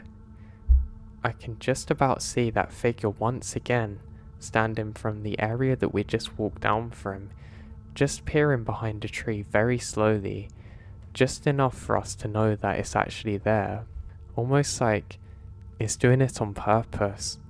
At least I think that's what it is. I don't know if this is a person or not, but we both turn around and start sprinting. Now again, this is something I only noticed after, but there was no footsteps ahead of us as we continue onwards. We're sprinting for probably a good minute before we have to stop to go slowly over a bridge again. This doesn't make sense. This is not possible. We were there probably half an hour before, or maybe an hour at that, and there was literally nothing there. How on God's green earth could somebody have put those there without us realizing? And where would they have come from with it? We haven't seen anyone whatsoever. And where are the footsteps? It wasn't time to think about all of this. It was just time for us to get out of there and back to safety. While we're running, the feeling of being followed is unshakable. I glance behind myself constantly and I don't see that thing again. But to be honest, I was running so quickly and so scaredly that even if it was, I probably wouldn't have noticed. And when you're running and tired, all the trees look exactly the same, and it kind of just becomes like some big blur that you'll notice behind you. So we continue onwards and we eventually, thank God, make it back to the normal trail, and we don't have to go much further. We eventually get back to the empty car park with only our own one there, and we quickly jump in the car. I go to turn the ignition and it doesn't start. I think, God, is this truly how it all ends for me? I then try once again, and thankfully, the engine slowly comes to life. Now, annoyingly, we have to try and demist the window quickly before we can go, but my friend basically does this in a time that would make Usain Bolt jealous, and manages to get the thing cleared off really quick. We don't have much time to defrost the rear view one, and we peel out of there. I actually kind of lost the steering of the car for a second and thought we were going to crash, but luckily I managed to steady it and we're back on the road. Neither of us say a word to each other. We're just lost in our thoughts while we start making the 40-minute drive back to home. Now, I constantly look behind myself, half expecting that thing to be a spirit that's followed me in the car, or maybe in the bonnet, or Maybe in the boot, who knows? I can't escape the feeling that we're being watched still, which is one of the weirdest parts about the drive back. We eventually make it back home, and luckily this part is uneventful for us. I drop my friend off at home, and we both look at each other and his wife says, "How was your trip?" He says, "Oh, it was great. It's too cold for camping." And he looks at me, and his look says 1,000 words. We both agree that we're not going to tell people about this, at least not now, and he heads off home. I then drive back home myself and get back to my wife, and she asks the same thing, and I basically said the same, and I head off to sleep. It's the next morning that I get a text from my friend saying, "Why were you standing outside yesterday?" And I don't know what to tell him.